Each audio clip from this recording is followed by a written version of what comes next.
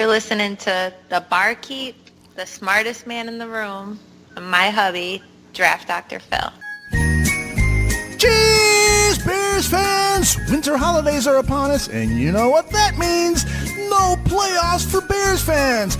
It's another sit by the fireplace and contemplate burning all of your Bears paraphernalia in the fire time. And what better way to spend that time than by listening to Draft Dr. Phil's collection of Bears Christmas songs and his newest CD, A Truthful Special Christmas. You'll hear classics like I Hate John Fox. I hate John Fox, I hate John Fox, fire John Fox today. Mumbling and bumbling and throwing timeouts away. Refs are flagging, no challenge having, all ain't dandy and bright. So hang the loss and play conservative if I Coach Fox tonight. Ho, ho, ho, I hate him too, Draft Dr. Phil, but I love Mikey the red-faced giraffe. Then one epic with Thursday Eve, Glennon took a snap. It hit him in the knees and went flying to the pack, intercepted. Have yourself some steak and whiskey and reflect back on all of 2017's stupid Dowell Loggins play calls with Phil's Little Dumber Boy. Oh, you call a play that's dumber than dumb. Third down and 3 to go, he's dumber than dumb. While you're wrapping up those clearance sales Kevin White jerseys, listen to this old, but be careful with those scissors. I'm dreaming of a Kevin White comeback to the whiteout we all know, where he went up for catches and caught errant passes. Didn't matter if they were high or low. Put away that old Super Bowl Shuffle VHS tape and blast this new Draft Dr. Phil ditty, Chicago Christmas. Cheers, Bears fans! Chicago Christmas time is near. Time for snow, chicks, wind, and beer. Bears been bad, they cannot win. Fired Fox, so we're good again. How do you get by another Christmas of watching meaningless playoff games? You blame the man at the top, Ted Phillips. You're a mean one, Ted Phillips. You really are a heel. You're as sneaky as a fox. You're as charming as an eel, Ted Phillips. You're a guy who wants money over wins on the field.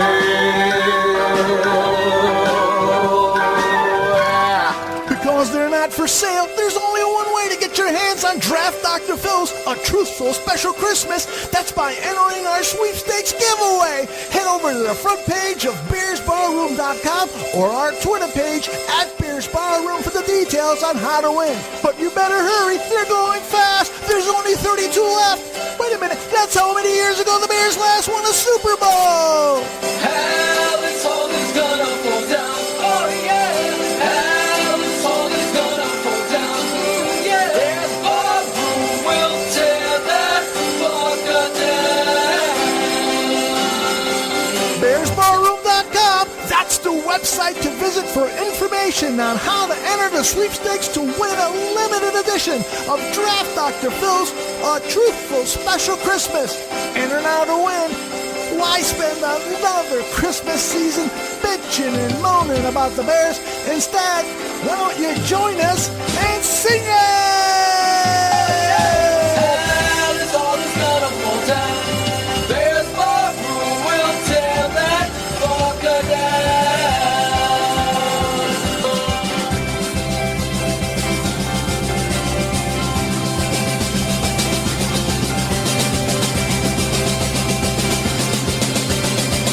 Hell, this hole is gonna fall down. Oh yeah. Hell, this hole is gonna fall down. Oh yeah.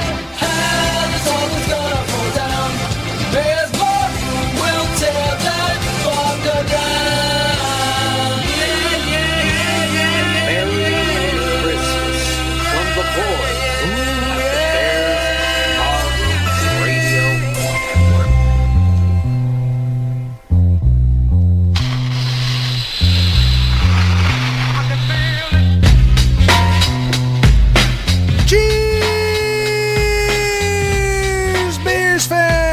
This is Beers 100 Proof. I am Aldo Gandia, but don't you worry. The stars of this nightclub act are here. Draft Dr. Phil Atoshin, the mastermind behind the Christmas songs you just heard, and his muse, Shane, the smartest man in the barroom, Marsaw. Fellas, you in the holiday mood yet, where you want to punch someone in the face because the Bears are not in the playoffs, or did Sunday's win against the Bengals make things a little less violent in your home? Shane, how you doing? Listen to clapping for Mr. Aldo Gandia. Yeah, how's that voice holding up, Aldo, talking like that? Oh my God! I was awesome. squeezing my balls for 3 hours doing that. I guess the only thing you were missing was the 1995 "If You Order Now." Exactly. But if you order now, Draft Dr. Phil will autograph your original copy. I got to add that now. Shit. Yeah, Next week's show. Exactly. For the Buffon show. Make sure you put that on. There you go. yeah. Phil, you gonna autograph a phone hoodie for everybody? Well, John will also autograph the CD. Oh Yeah. my gosh. And Shane, the smartest. Shane will write your tweet. Yes, I will. You're going to get every gay guy that follows the barroom wanting to get a Buffon hoodie if it's autographed. Hey, there's not that there's anything wrong with being Not gay. right. at all. Not at all. We do have some gay barflies, and it's fine. I love it. That's right. We still love you, Dustin. Absolutely. Feather dusting, duster. Yes. I can't even get it. It's like a tongue twister lyric. Well, I'll tell you, it was a lot of fun putting together that open because those songs are so great. It was like trying to decide, okay, which one should I put? Oh man, I didn't put that one, and I hate that. That song was so good, but it was a blast. I did. Well, there's a lot more songs on there. I know. How many did you use? I think that was just 7. So yeah, we've got what? 16. We left? got 8 more. Plus a bonus. 22 How songs. many? There's a total of 22 Phil- songs in the CD. Way off the mark. Phil's not good at math No. or geography Geography and math. or offensive line play. Magoo. Yeah, speaking of Excuse me. Magoo, we're scheduled to have Mr. Magoo. That's, I guess, his Celebrity guest. his Twitter handle. He is scheduled to come on and debate Phil and Shane on the merits of Cody Whitehair, and we'll probably talk about some other things as well. So we'll see how that goes. But I did want to start the show. The expression of that. Well, I talked to the guy earlier. He's really, really mellow. Really mellow. Crank them up. We will try to crank him up. We might have some fun. Send Gandia's niece over there. I'm sure. Yeah. I should share that story so that people know what we're talking about. Oh my All right, God. I'll say it real quick. I've got a. I shouldn't say this. She's my niece. The sidebar. There's somebody in my family, Very a distant cousin that I believe she is. The last time I saw her, she was running around asking for candies. That's how many years ago it was. But I just learned that she signed a contract to work in the movie business. The name of the studio is Naughty America. Naughty America. Nobody does it better. Which specializes in pornographic movies, and the relative that told me says that she specializes in one particular input that, let's just say, stuff usually goes out before it goes in. So an external drive for some of our vlogging friends out there. Oh my God! We're gonna make you a star. You're gonna be a star. And so the relative that told me said, "You want to know her name?" And I'm like, "No, I really don't." No. well, part of me is a little curious, I must admit. If you watching some porn in the living room, who you gonna call? Porn Busters! But I really don't want to see her in action, that's something for another lifetime. So we just have a yes poll, a yes no poll on bar. We don't have to put the whole thing out. Just the Barflies no. The loyal listener of this show. Should Aldo click the link? Yes or no? That's it. He did supply us with the link. That's right, he did. I did. I sent the link to the guys with all the stars of this particular website, and I said, if anybody happens to look like me, she's the most talented Gandia. What do you say, Phil? I thought Aldo had her, but then after clicking the link, I mean, I'm kidding. I did not click the link. I didn't click. It wasn't a click. all I can say is my computer's been running a little slow since I sent that out. What show can give you this? The combination of backstory, the side story, the literal story. the backstory. Oh, jeez. Oh God, I love this show. Well, it's a good thing none of my my closest family members have internet access. They don't listen to the show. They don't know what the internet is, so they don't know that we're talking about this. All right, let's talk a little football. Hey, Stephanie, Uncle Aldo called you a whore on his radio show. Is that her name? Is that her name, Stephanie? I have no idea. I just threw it out there. Thanks, that's my wife today. My hubby. Oh, that's right. We're so ready for this show. Sorry, Steph. I love you. I wasn't even thinking. And for only $19.99. Yeah. She can come for a visit. Oh, jeez. Literally. That's 6 minutes of laughing. I think we better talk some football. There you go. I do want to begin with Shane this week because I do want to get his thoughts on that Bengals game and your overall impressions since you were not available for Bears Hour Live on Monday night. Please tell us what your thoughts overall were about this victory over the Cincinnati Bengals, that much feared team up in Cincinnati. Yeah, I never felt so good to be so wrong. My pregame prediction was victory for Cincinnati, 31-13.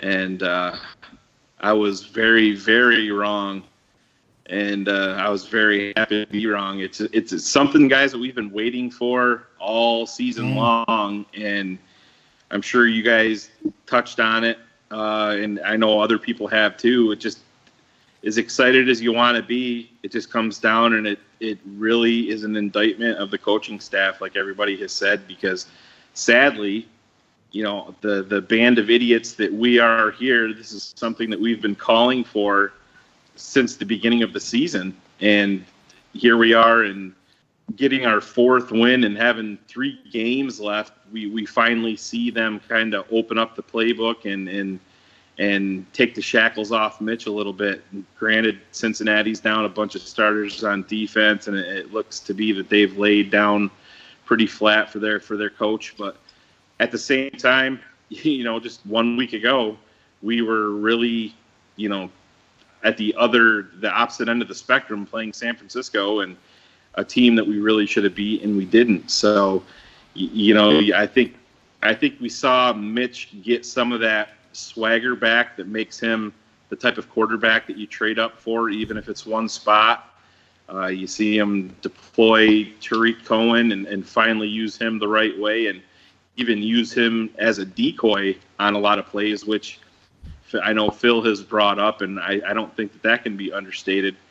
So a little positivity here around the holidays is good for everybody, and I think we finally saw some of that in Cincinnati. But unfortunately, as Bears fans, we know all too well what happens after we see one game and we think maybe a little bit of a corner has been turned.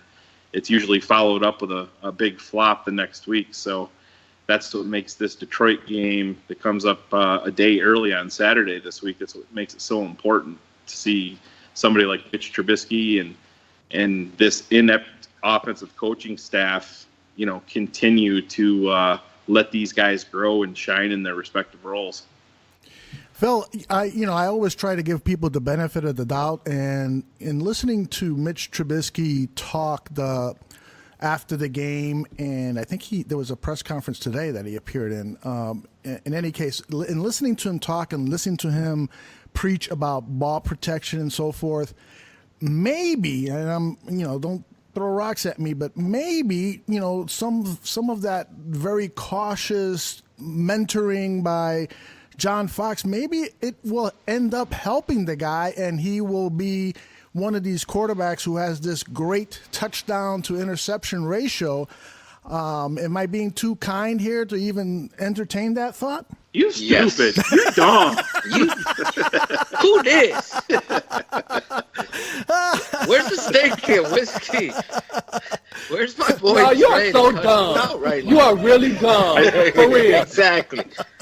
Listen, this kid has been a quarterback since he was a young boy. Anybody that plays this game of football, even if you're playing on a video game, understand the rules. You don't throw interceptions. It's not this complex thing that, all right, he's teaching him. No, he's hindering growth. Completely taking away and putting fear in someone makes them overthink. What you want is to be in a zone, as you see Deshaun Watson when he was playing.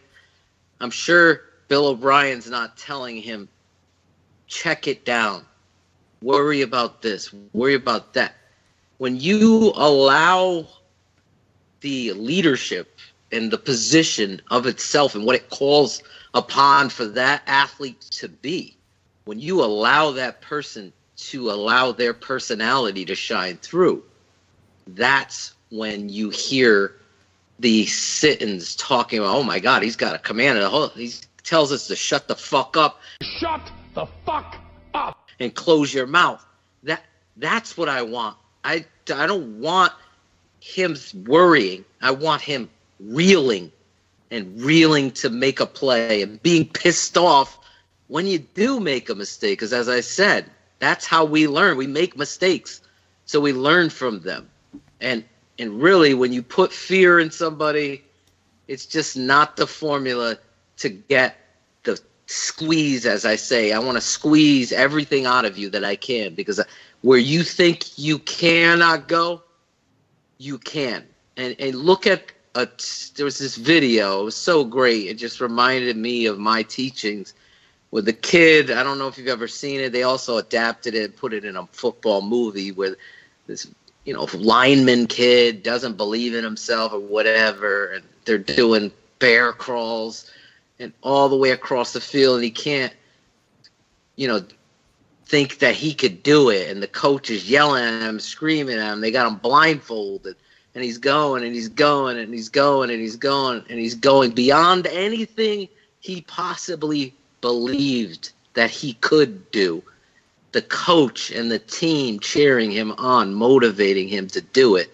When they take the blindfold off, he's all the way completed it beyond anything he thought he could do. So mentally, he's overcome that hurdle. Now, how does that kid attack the football field now? All of a sudden, he believes that he's unstoppable, and he believes that what he thought he feared is no longer there anymore. And that is coaching and teaching. I'm taking you in a virtual football field right now, but really, ultimately, this game, like we talked about, Aldo, these are kids. Young man's game, Shane says all the time, speed kills, all these cliches have a lot of validity to them. Shane, did you understand any of that?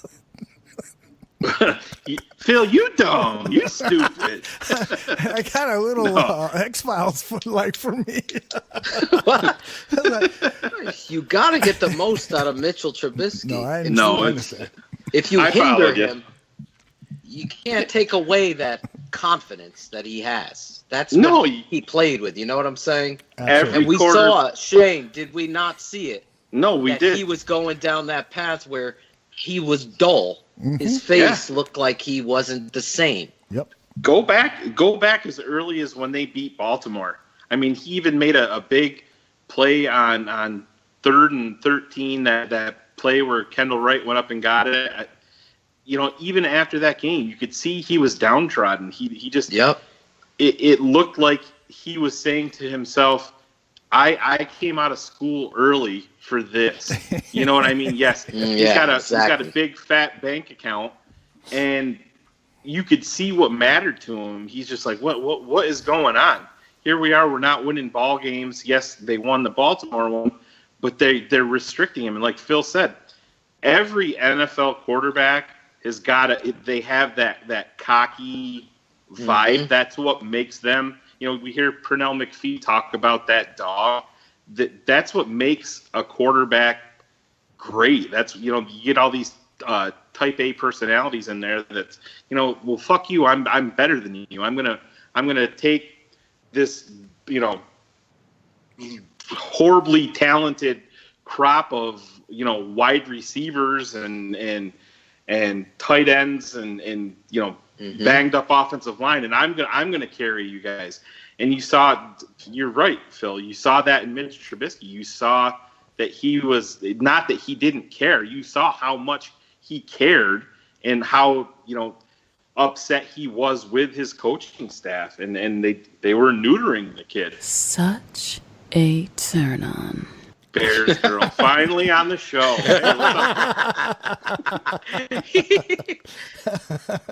I wasn't sure that was Bears girl or my niece.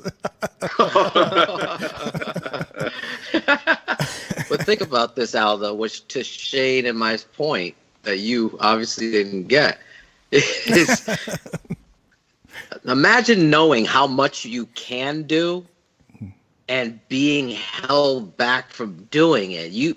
Like Shane said, he's got all the money or whatever. I could tell that this shit about money and whatever doesn't mean anything to him, but winning does. I think this kid is very fucking special. I really freaking do. I really watched this game several times now, and just when you finally, and this is where we come to the point of confidence, meeting and smashing into where he had been, where the offensive coordinator is actually doing things that should have been done week one with the offense and the play calling, the mesh point, the option, the read option, the action game off that, the boot action. You got everything Mitchell did in college well and felt comfortable in the preseason doing it. And for some reason, Dowell decides to serve hors d'oeuvres at his dinners. That's it. He doesn't look like he does that, but that's what he wants to. He's just giving you one little hors d'oeuvre, and then he goes away from it. And we talked about this on Bears Hour Live. I said the same thing, Shane. How are they going to come back versus Detroit? Are they going to go away from the things that I put up on Bears Barroom, the videos tonight, the all 22 looks of how this offense can win and be successful is by using your dynamic playmaker like Cohen to make linebackers guess, to make them false step, to make things happen. And don't think it's they're professional coaches. They admitted as much to the extent where when asked the question of why Cohen wasn't on the field, it's because he's being doubled. Well, in chess, that's a great strategic move to open up another move and throw to right or whoever, Inman or the tight end, because Cohen is such a fixture.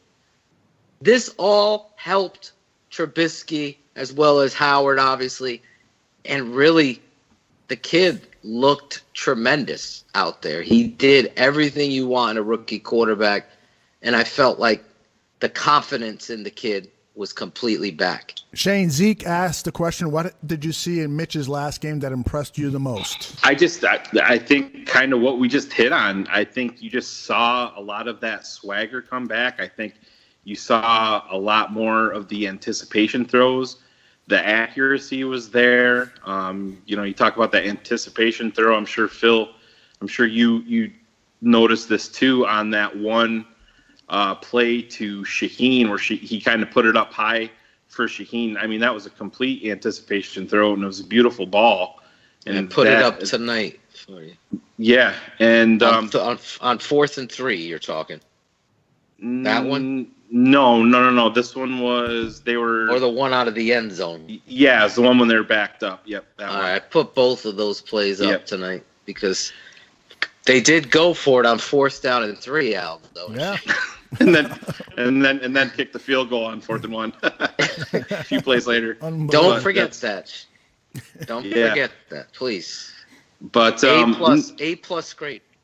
Yeah, and I think one thing that you do see with Trubisky, and you got John Fox made the comment, so I do got to give him a little bit of credit there too, is you're not seeing the repeat mistakes that you tend to see just with quarterbacks in general, and especially rookie quarterbacks. You see him in, one thing that is impressive and another thing that they have talked about, he has yet to throw an interception on 3rd down. I know one of the reporters brought that up to Mitch today, and Mitch was kind of bummed that he brought it up. He's like, "You're jinxing me, man. Come on, you got to be smarter than that," because he hasn't thrown an interception on 3rd down this year, and I think he's the 7th overall ranked quarterback on 3rd downs in the NFL. Wow! And you're talking about an inexperienced rookie quarterback, in his quarterback rating on 3rd down is 97.6, right around in that range, 97 something. So that's the type of things that impressed me. And Bobby Massey backed up what Josh Sitton said, and Phil alluded to it earlier. He's like, Mitch has no problem coming up and telling us to shut the fuck up when we're in the huddle. And this is a 23-year-old kid, and you're not talking about a young, raw offensive line. I mean, you got a couple of old dogs out there, with Sitton and Compton's not exactly young, but it's something like that. It just points to what Phil said. That's what you want to see. You want to see that it matters, and you want to see that these older guys on the team, and Mitch isn't going to take any of the bullshit from them, because the greater good for the team is for them to focus and to listen to number 10, and Mitch is going to put them in that mind frame, and that's something that is often overlooked, I think, when you're scouting a quarterback. Hey, guys, I want to talk a little bit about the defense. We talked a lot about offense yesterday at Bears Hour Live, and then we devoted the last, 10 minutes of the show to the defense. But let's talk a little bit more about the D. Trey Busy, our man Alec Lifschultz, has this question: why does the media have this narrative that Eddie Jackson isn't a willing tackler? Go ahead. Yeah, I'll take that. It's real easy because I'm everybody out there I think that follows knows that I'm an Alabama fan. What that is, it's just laziness by radio personalities and laziness by media members, because what they're doing is they're going back and they're reading a synopsis of Eddie Jackson, the Alabama safety, and that's exactly what the main issue was. Nick Saban would come right out and tell you that was what really, gave him pause about Eddie Jackson going to the next level, because Eddie Jackson did shy away from contact in college. Normally, in most situations, you don't see that improve going to the NFL. But, guys, we see that with two of our safeties. Adrian Amos is out, but that was the same knock on Adrian Amos. And when Adrian Amos came into the league, he went no holds barred, and he was killing people. And you see that with Eddie Jackson. And a lot of this, guys, I'm going to throw some love to Kyle Fuller. things like that, tones are set. You see a guy like Kyle Fuller coming down and filling a hole, filling a gap, and just blowing somebody up. That spreads like wildfire, just like having a confident quarterback. Eddie Jackson sees that, and he's like, hey, Kyle's doing that, I'm going to do that. Adrian sees that, I'm going to do that. That spreads throughout the whole team. So, Trey, all that is, it's just you go back and you look at any tape of Eddie in college or any draft guides. That was one of the things. They were worried about him if he was going to be a physical enough player. And, hey, I don't even really give a shit about if you're going to be physical or not. If you're taking the ball away and you're around the ball and forcing fumbles and picking balls off, I'll take that. Well, can I jump in here? Because the narrative is lazy, as Shane is saying. Mm-hmm. But for 7 years, this media, and this is how they flip-flop, and this is how putrid. I mean, they are the worst in football. And I'm not even exaggerating. The Jacksonville Jaguars beat team and media have such a different vibe and a validity to it. Now, granted, they have a little bit more to celebrate, but they've had years of picking in the top 5. And they're still not bad. The Chicago media is so lazy. I mean, obviously, Shane, we talked a lot about Jordan Howard, how he's a sidebar thought. He's not even anything talked about league-wide or by this media, as great as this football player is. But with this kid, Eddie Jackson, like I'm saying, they've talked about needing a difference maker at safety, someone who's going to go after the football, someone who's going to make plays and create turnovers by having instinctive abilities to get the football.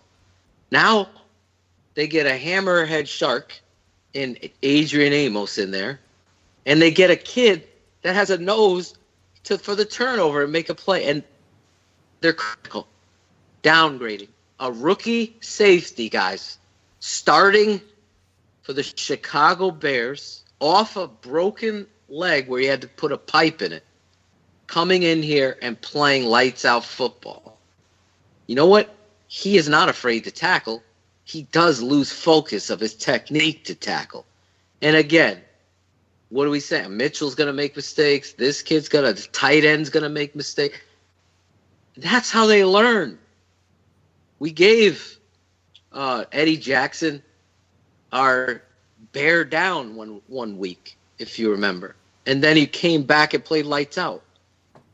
This kid and that fraudulent narrative on top of him sucks. It really does. And they also went after Adrian Amos, Trey, too, that he's all right.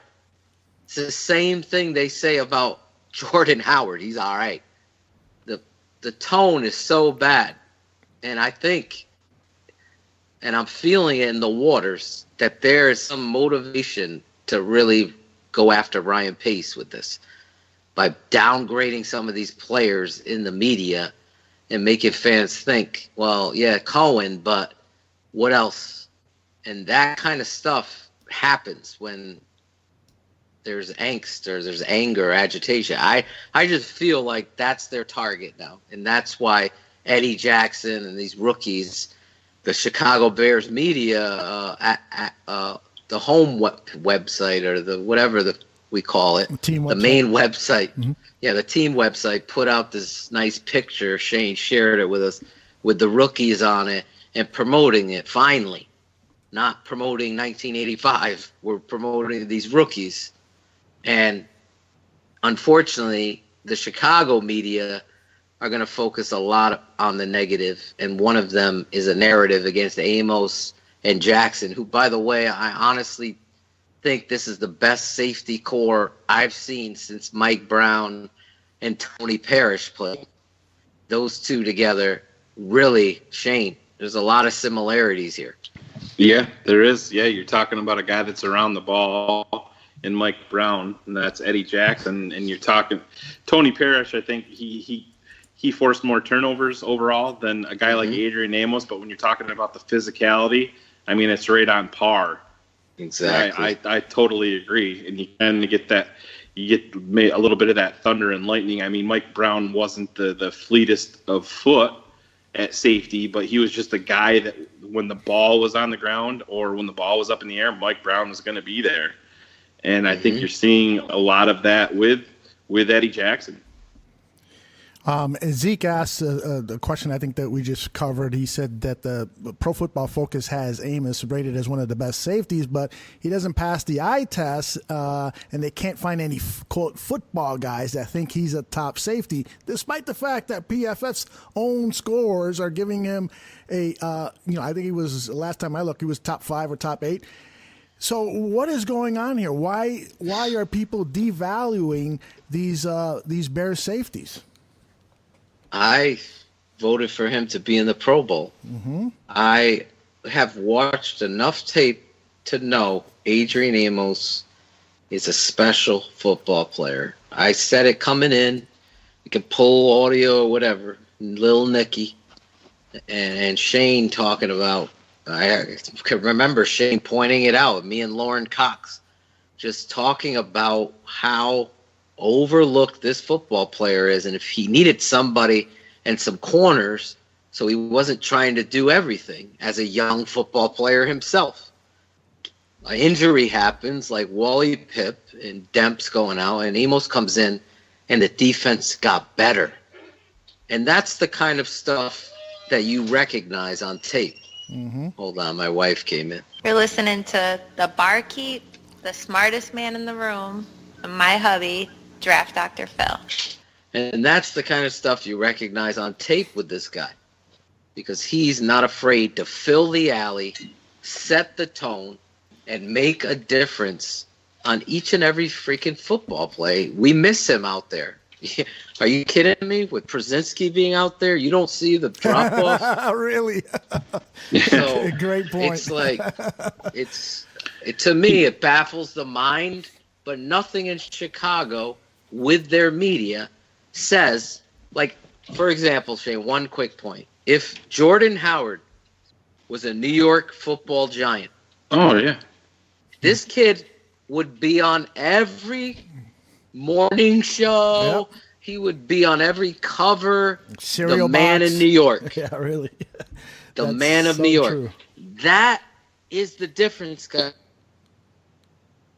That's why Al, myself, and Shane are this show is because of people like Jordan Howard, people like Josh Bellamy and Burton. The manipulation of truth is not going to happen here. The truth is going to, and Jordan Howard is special, and so is Adrian Amos. I'm telling you right now, that's a Pro Bowl safety that you were watching with a team really taking a step, and unfortunately got the wrong head coach and the offensive coordinator not helping you. Because think about all the games, Aldo, that you're in. The defense is playing hard, but your offense with Glennon and the offensive coordinator with a young kid and the conservativeness and not going for it on fourth downs when you should, not challenging, all these things add up and their losses. In a game that inches in a league of parity, the Chicago Bears are on the cusp. They need the right maniacal guy to lead them, and that's going to, be early in the season, and you're 2-3 or whatever. You're 2-2, and you need to get a first down, and it's 4th and 1, and you're inside the red zone, and you go for it. You go for it.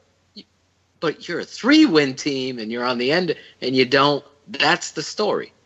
We need the guy that's going to go for it, that's going to change this culture, not in the locker room, but on the football field. And that is the truth here.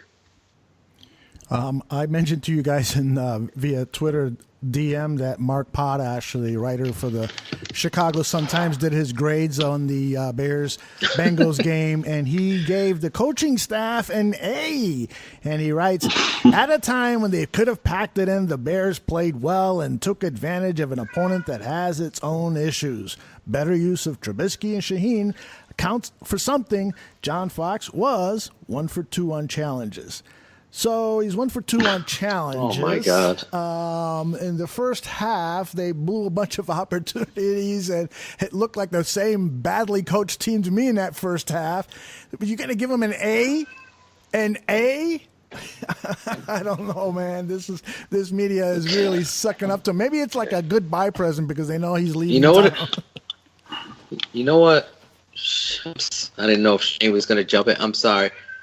But you know what it is? It's like those guys that are in the dream job that you wish you had, that are covering the team, and they're at practice, watching practice, and they're complaining about their job. It's that lazy, throw it away, make a pun joke here, that, let's give them an A because it was much better. Much better than the last week's F that I gave him. So let's give him an A. Let's be funny. Let's joke around. 1 for 2. Ha ha ha. That laziness is what we're talking about. This media sucks. I think a lot of it's invited on here. I think a lot of it's clickbait too, Aldo. I mean, you just, not that it was a story or anything like that, but you saw me make that tweet about Lance Briggs saying that Gio Bernard was the best running back on the field Sunday.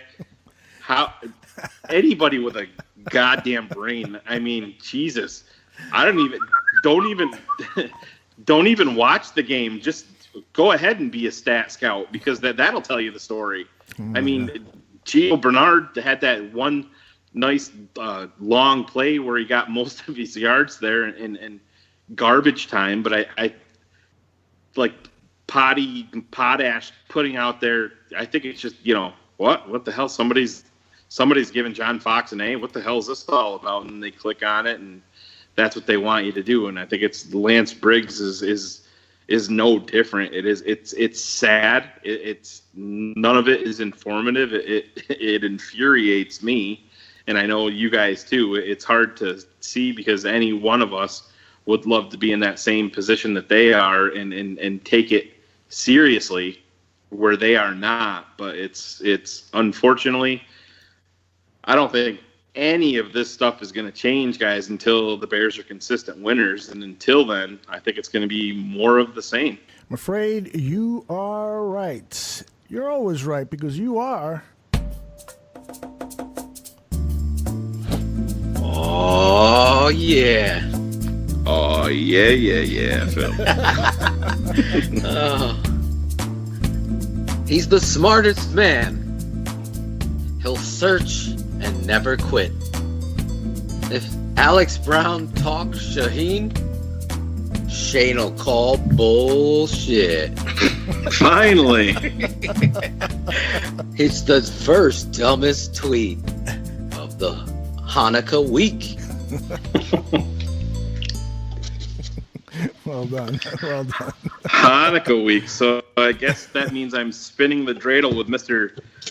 Sean Zieski, or however the hell you want to pronounce this dumbass's name. And let me preface all of this is there's going to be a little switch up to these bad tweets of the week this week. There's actually only going to be one bad tweet of the week because I want this to get a little bit more attention, and we're going to actually go. I have 3 good tweets of the week, so we're going to get into the holiday spirit. And after the big Bears win, I think a little positivity is going to go a long way, and maybe this is the 100 proof show we'll look back on, and this is where everything started to turn the corner with the smartest man's positive tweets. But yes, this one's a doozy, guys. We saw a little bit of the breaking news earlier today with Devin Hester announcing his retirement. Mr. Ridiculous himself, the Windy City Flyer, and everybody's immediately asking the question, is Devin Hester a Hall of Famer? And at Conciliar Fox, it's CONCILIAR Fox, answering the question if Devin Hester is a Hall of Famer, his tweet read, nope. as good as he was, he never tilted the game in the Bears' favor. He wasn't game-breaking. He wasn't game-breaking, and he was easily neutralized. Well, if this was the end of the year, he would have it no holds barred. The dumbest tweet of the season, the year, the decade. I had to do a little background check on this guy, so I was clicking around his timeline. I think there's a little bit of crap stirring going on there because he has a lot of Go Pack Go retweets, so he's part of that. Oh, he's got some vengeance. Yeah, I think there's a little haterade going on there. But, yeah. You a hater, yo. That's right. You shit-kicking, exactly. stinky horse-smelling motherfucker. I don't care if you hate the Bears, Joey. hate Devin Hester, or don't even like the game of football. You can't tell me that Devin Hester never tilted the game in the Bears' favor, or that he wasn't game-breaking and he was easily neutralized. It's a bullshit tweet. And at Sean Zieski, you are the dumbest tweet. The only dumb tweet of the week this week. You are by far the dumbest, most pathetic piece of maggot-eating shit that has ever slid from a human being's hairy ass. You so dumb. So dumb. Oh, man. Only one. I think there's only one. We're going to go with two positives.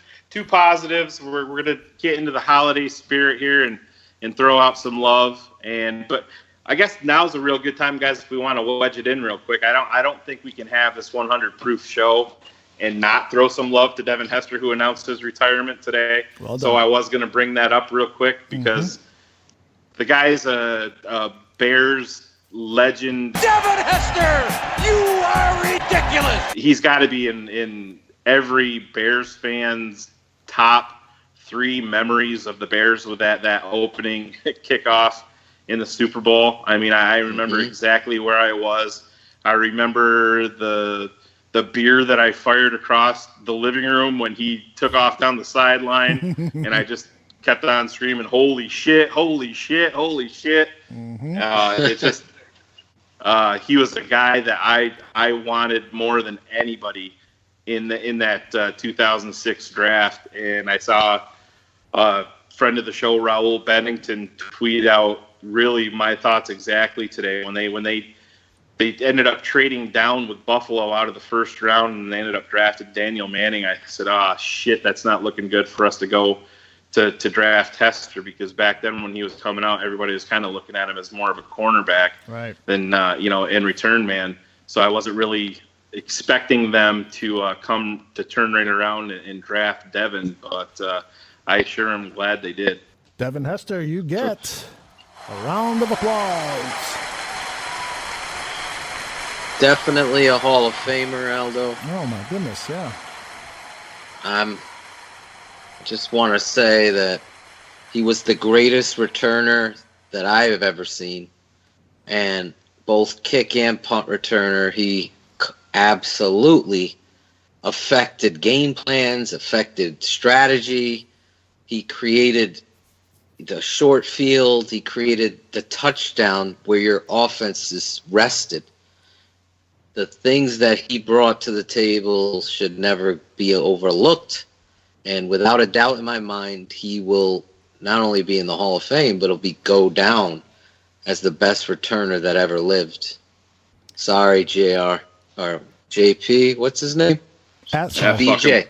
BJ Rightel. Oh, yeah, BJ. Yeah. Cordarrelle Patterson, best kick returner ever. Oh, that's right. BJ did say that. The Wile E. Coyote falling off the cliff. Yeah. BJ needs an Acme rocket shot up his ass for that one.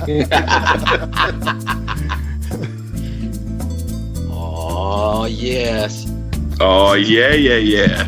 Since we gotta switch it up to the positive, he's the smartest man. In the holiday season, he's no Grinch. To find the positive tweets for Shane, that's a cinch. It's the most positive tweet of the week. See, you're improving, Phil. Yeah, you Just are, like man. the Bears, you're getting a little bit better.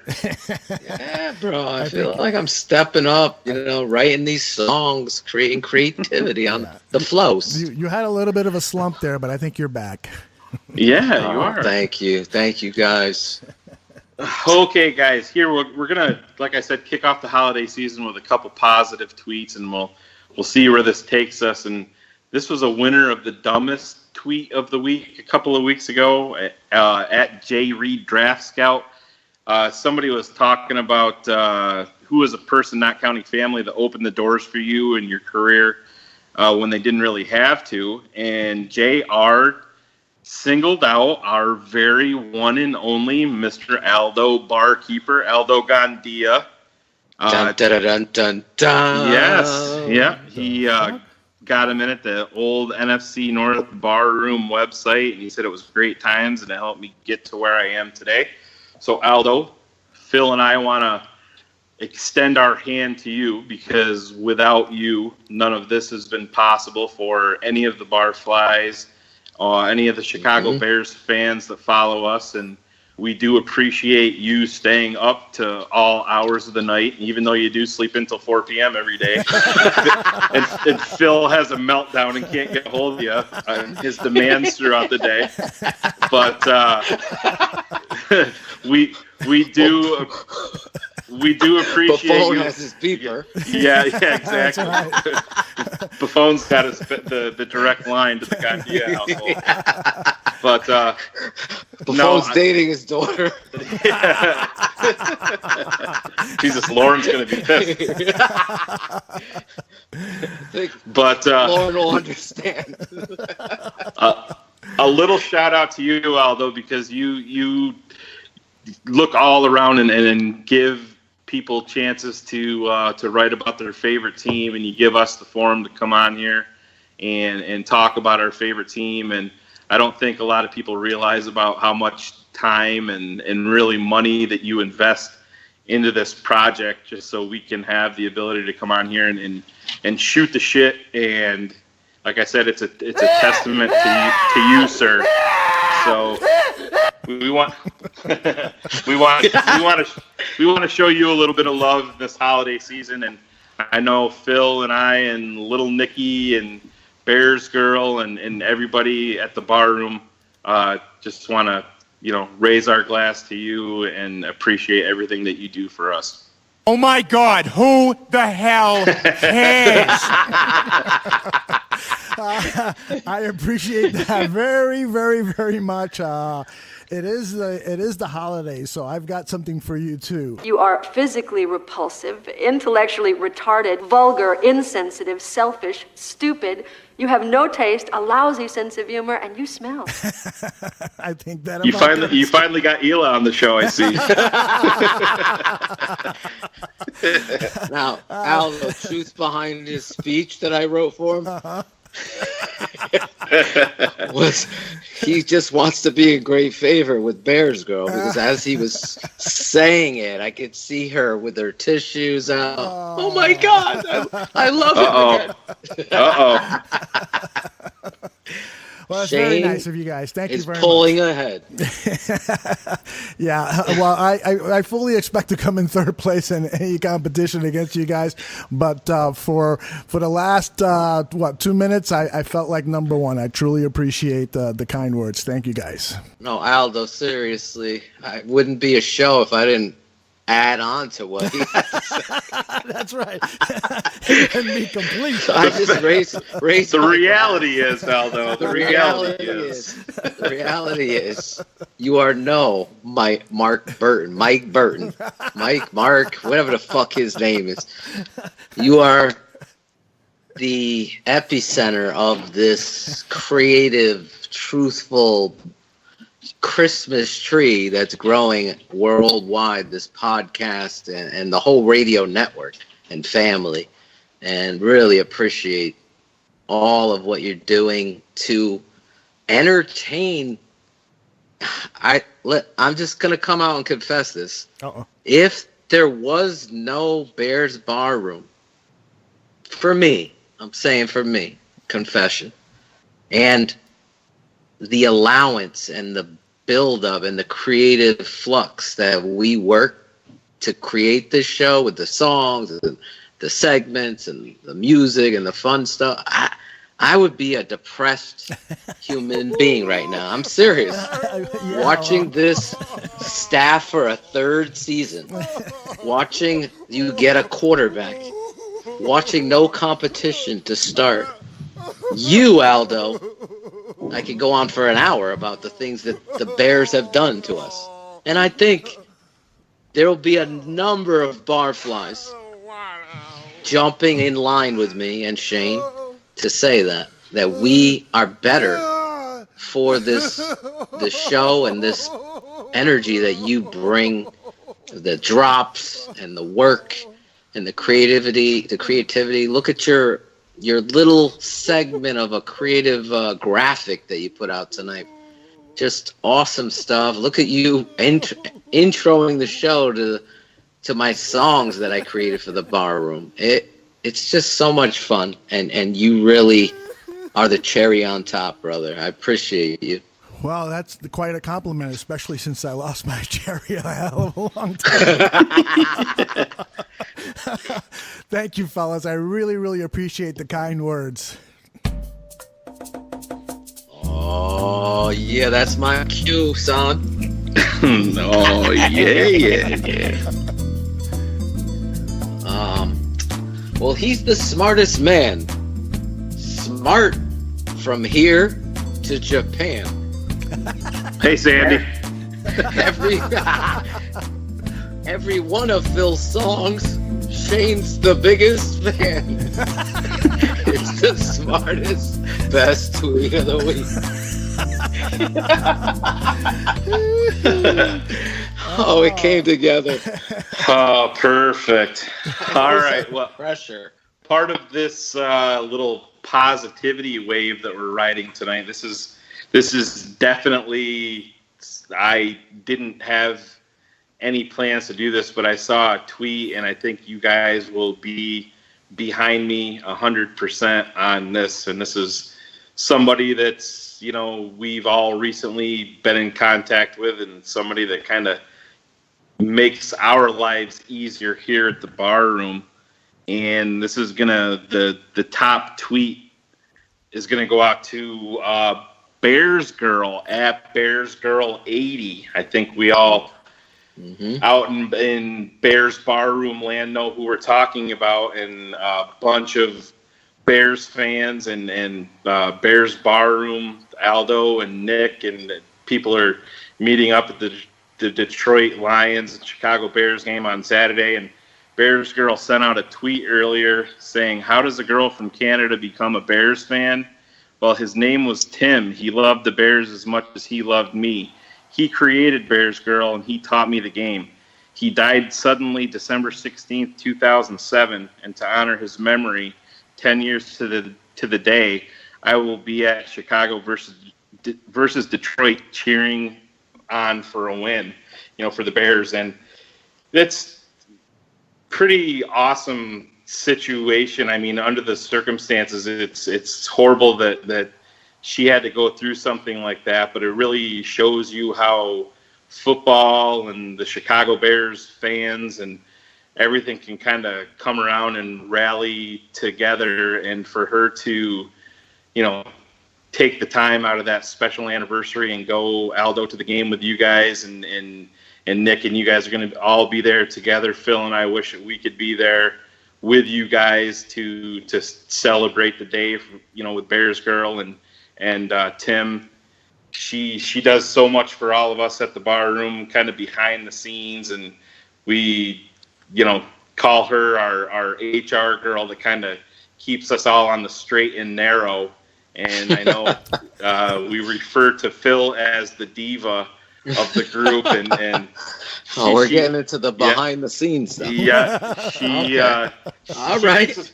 She keeps us all in control. So I thought maybe we better show her a little bit of love and show her how much we do appreciate everything that she does for us, and on such a special anniversary of, going through a tough situation like that. I can't imagine it. And like I said, I think it's a testament to her.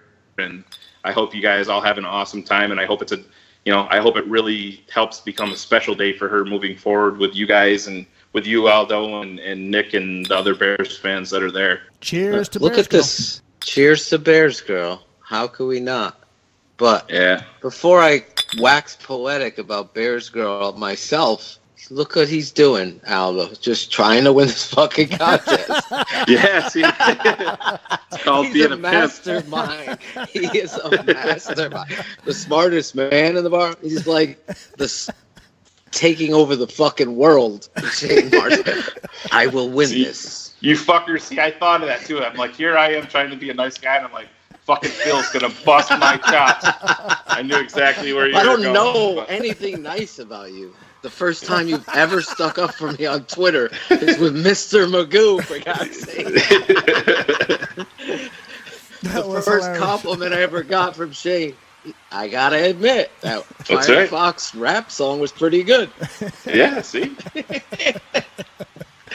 Hasn't commented about one fucking Christmas song that I read. Oh, stop, Mariah. Jesus Christ.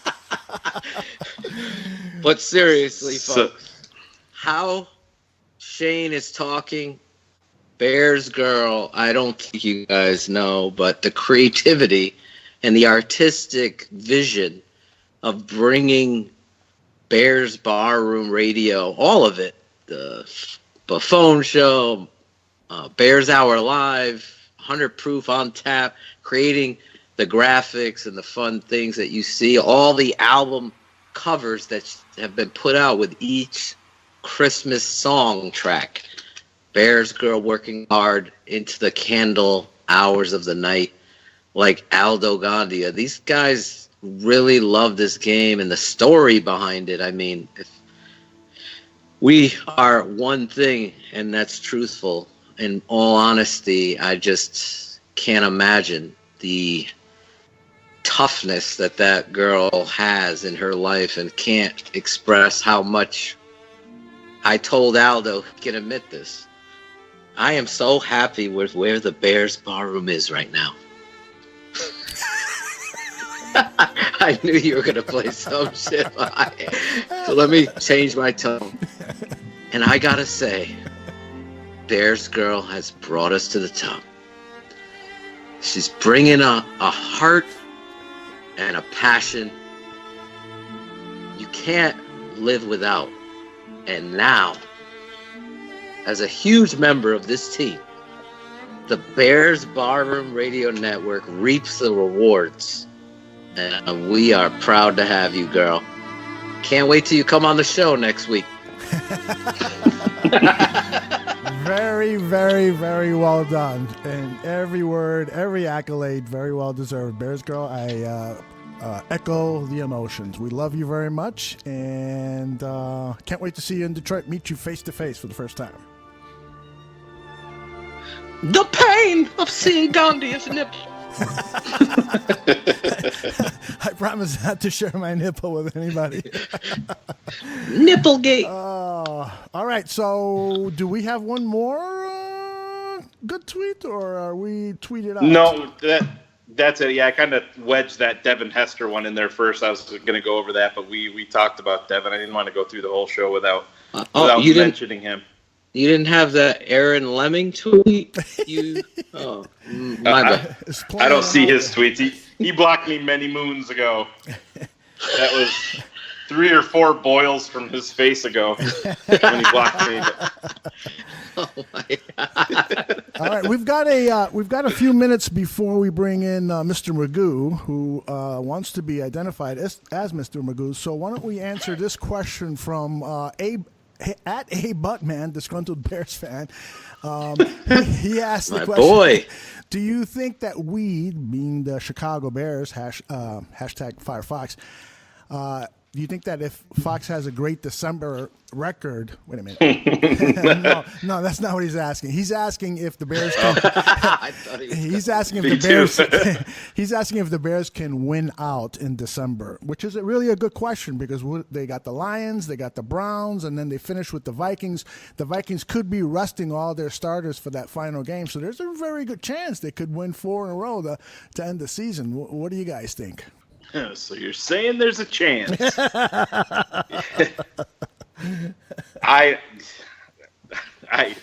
hard enough to make predictions on this team. I don't know how we do it. Like I said, I predicted Chicago to get boat raced in Cincy, and they came out and dominated. And now they got me feeling good about Saturday, so they'll probably go to Detroit and lay down flat. But like we referred to when we were talking about the safeties, when you see physical play and it spreads like wildfire, and I think Mitch is really rallying the troops and commanding respect in the locker room, and I think you see the head coach and the offensive coordinator taking the shackles off because, like you said, they've kind of accepted what their fate is, and why the fuck not take the shackles off at this point? And, whatever happens. Let them, throw them out there and open up the game plan, the playbook. And I don't want to say throw caution to the wind, but anything can happen. Can the Bears go to Detroit and win? Yeah, they can. Can they beat Minnesota? Yes, they can. Sorry, BJ Rydell. I know you don't believe that, but yeah, it can happen. But we've seen time and time again with this team, it can easily get bad, and it can easily get bad real, real fast. And maybe we end the season with 4 wins. It's. I don't know how you make predictions on this team at this point. I really don't. Yeah, I gotta echo what Shane's saying, unless you wanted to ask me something different. No, go ahead. Sorry. Go ahead. No. It's too hard to predict. If I was going to gamble, I'm going to say they're going to come out and lay an egg against Detroit. It's not me being negative.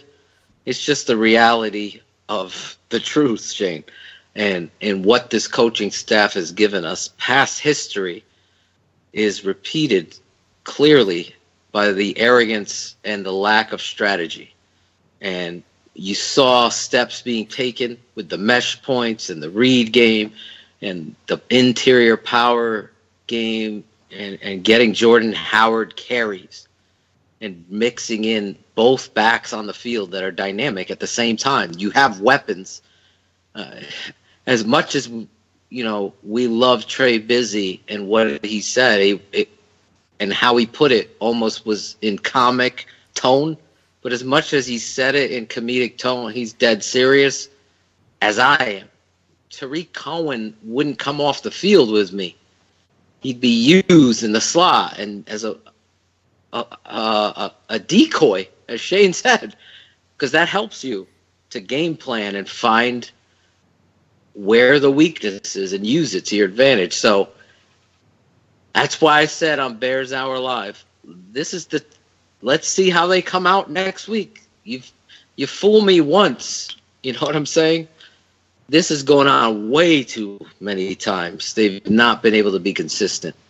And I'm talking about the coaching staff. And I always believe the team is a reflection of you. A prepared team is a fast team. And I want to see if they come out fast and hard and furious, because we recognize the personnel here is not what the Chicago media is making it.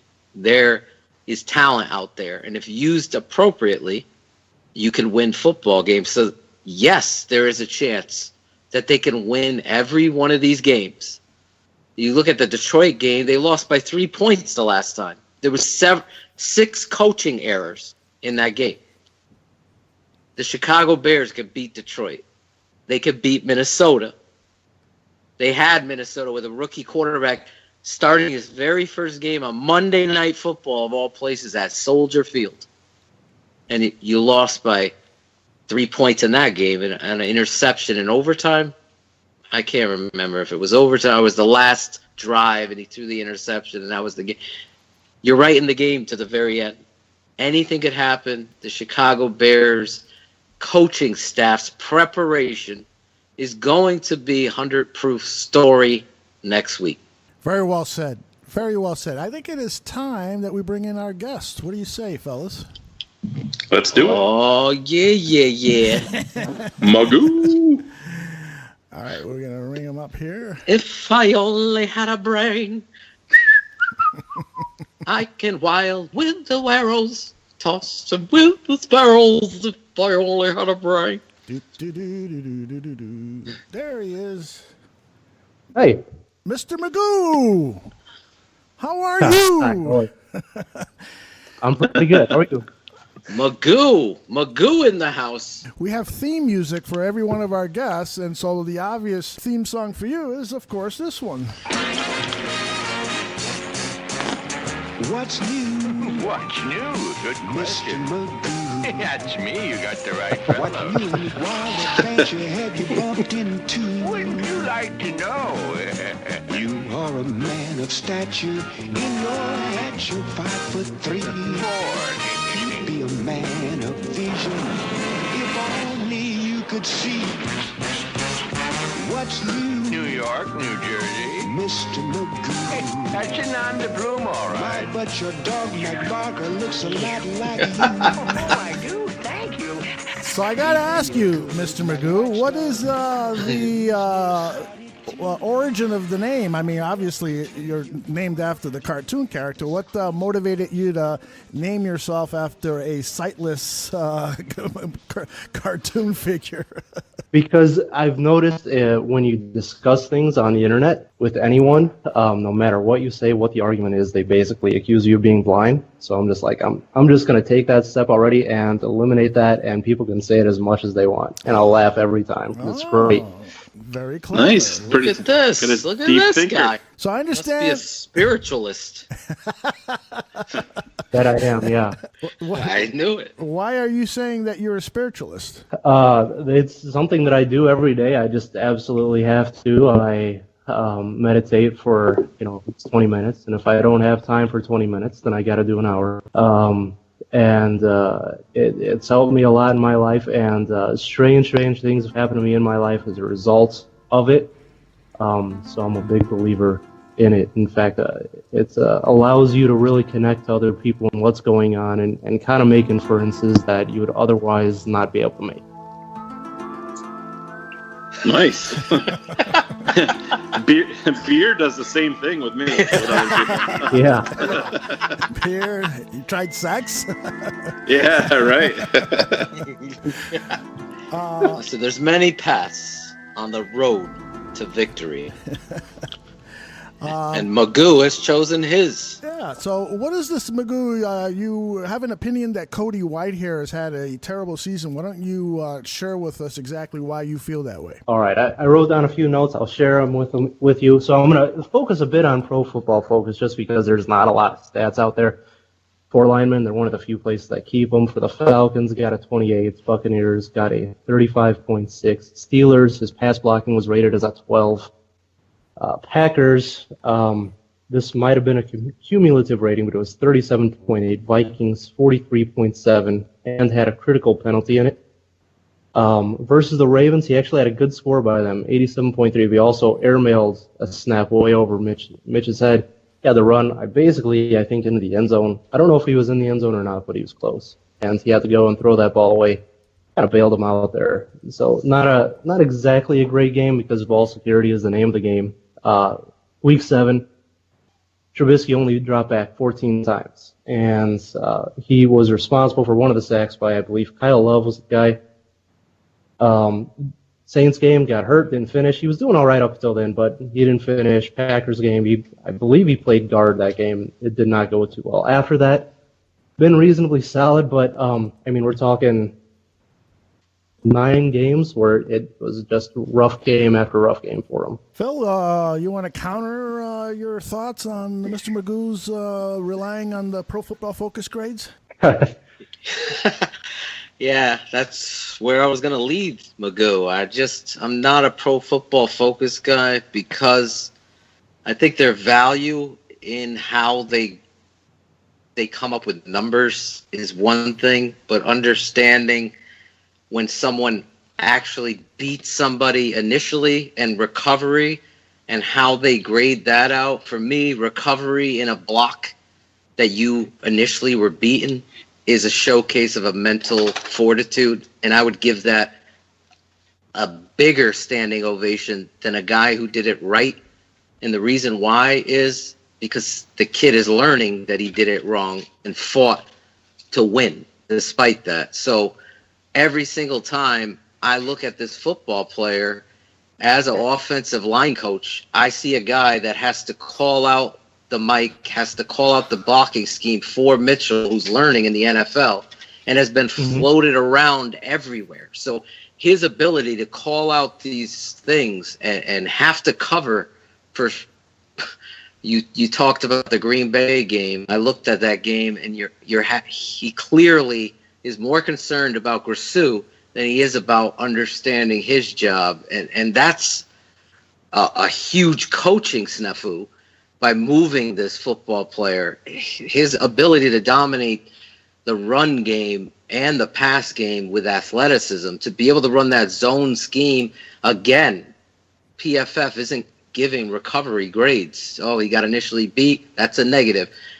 To me, that's where offensive line coaches, and if you watch, I put up, I think last week, Shane, or 2 weeks ago, the video of Russ Grimm, the former guard for the Redskins of the Hogs and now offensive line coach, almost the head coach of the Bears at one point. And he's talking about how they grade and how each play is individualized together and how the cohesiveness, somebody could be graded really high, but he made 3 mistakes that cost you. And for me, this whole coaching thing is affected or has affected Whitehair. The grading, to me, the snaps are things you correct, especially as you saw. I know you follow me, so it showed you why his snaps were off. He's making mistakes, as young players do. That has to be coached up. Since that snap in Baltimore, it hasn't happened again. And really, you got to reward this football player. To me, next to Jordan Howard, is the best player on the whole team. Akeem Hicks, Whitehair, and Howard. Those are your 3 best football players on this whole team. If I'm starting a franchise, that's a really good start down the middle. Then you got the Goldmans. Then you could go on. But Whitehair is one of the 3 of the deck, the king, the queen, and the ace.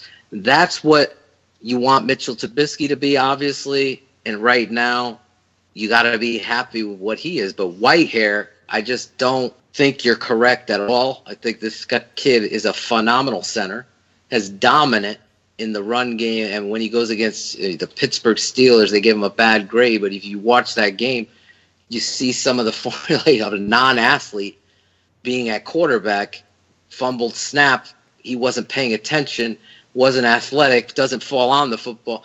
So all these things pile up. For me, I just look at the tape and I see a guy that's athletic, strong at the point of attack, is your best offensive lineman by a long shot, no pun intended.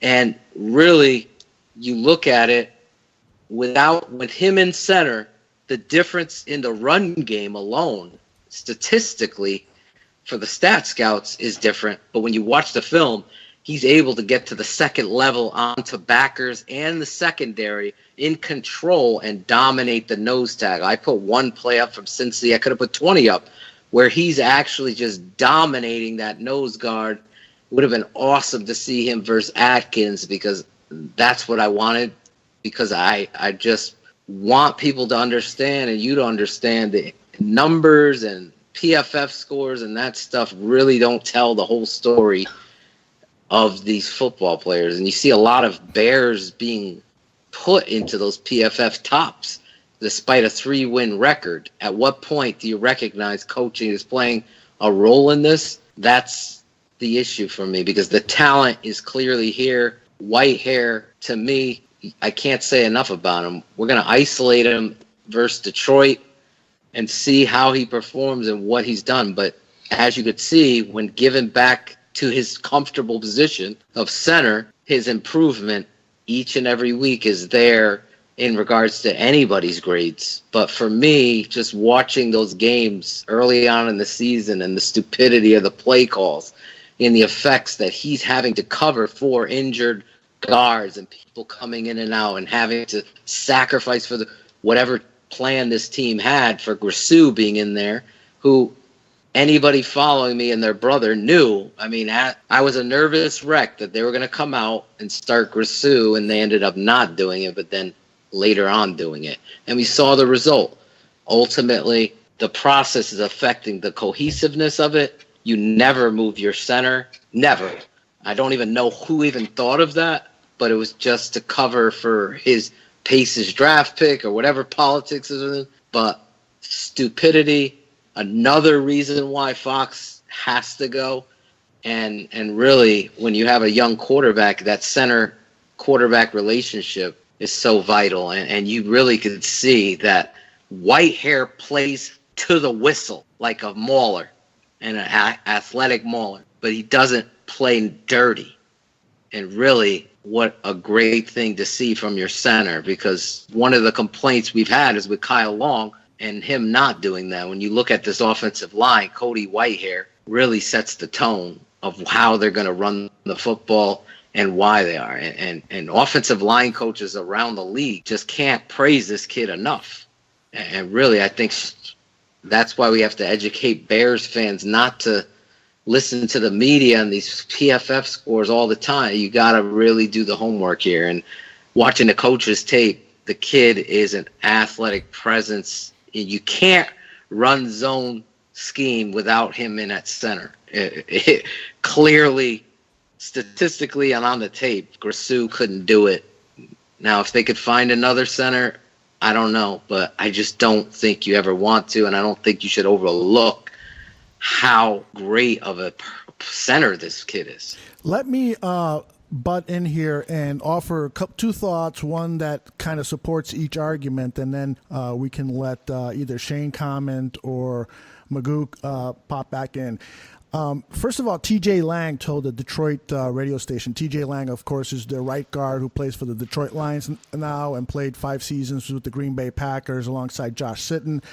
Lang was very, very critical of Pro Football Focus. He said that, in my opinion, there is no way you can possibly accurately grade offensive linemen if you haven't done that job before in your life. A lot of these guys, they're not qualified to be grading NFL players. But he goes on to say, if they think a guy blitzes off the edge, they automatically believe that it's the tackle's responsibility. But a lot of times that's not the case. They've always graded me well. Lang has indeed been one of the top 5 offensive graded guards on Pro Football Focus. But he said that he still doesn't respect their grading system. And in the article that I'm reading, which is off from Deadspin.com, they go on to say that Pro Football Focus offers excellent quantitative stats, like how many snaps players are playing and so forth, but their qualitative stats are so subjective that you really have to take that stuff with a grain of salt. Now, the opposing point of view here is that Cody was on the Score Sports Radio back in early November, and he was critical of his own performance, saying that part of the biggest difference was that he's had to be moved around so much. He started the season at center, and he had some center problems, as Phil pointed out, but he had to be moved at right guard because of an injury problem. He had to be moved to the left guard, and so his quote reads, "The biggest difference would probably be due to some injuries and some other things that have happened. I've had to switch different positions. Obviously, you only suit up 7 offensive linemen in a game, so I have to be flexible. That's the kind of thing I've been fighting through right now." So, points to support, I think, each of you. Shane, do you have something to say before we bring Magoo back in?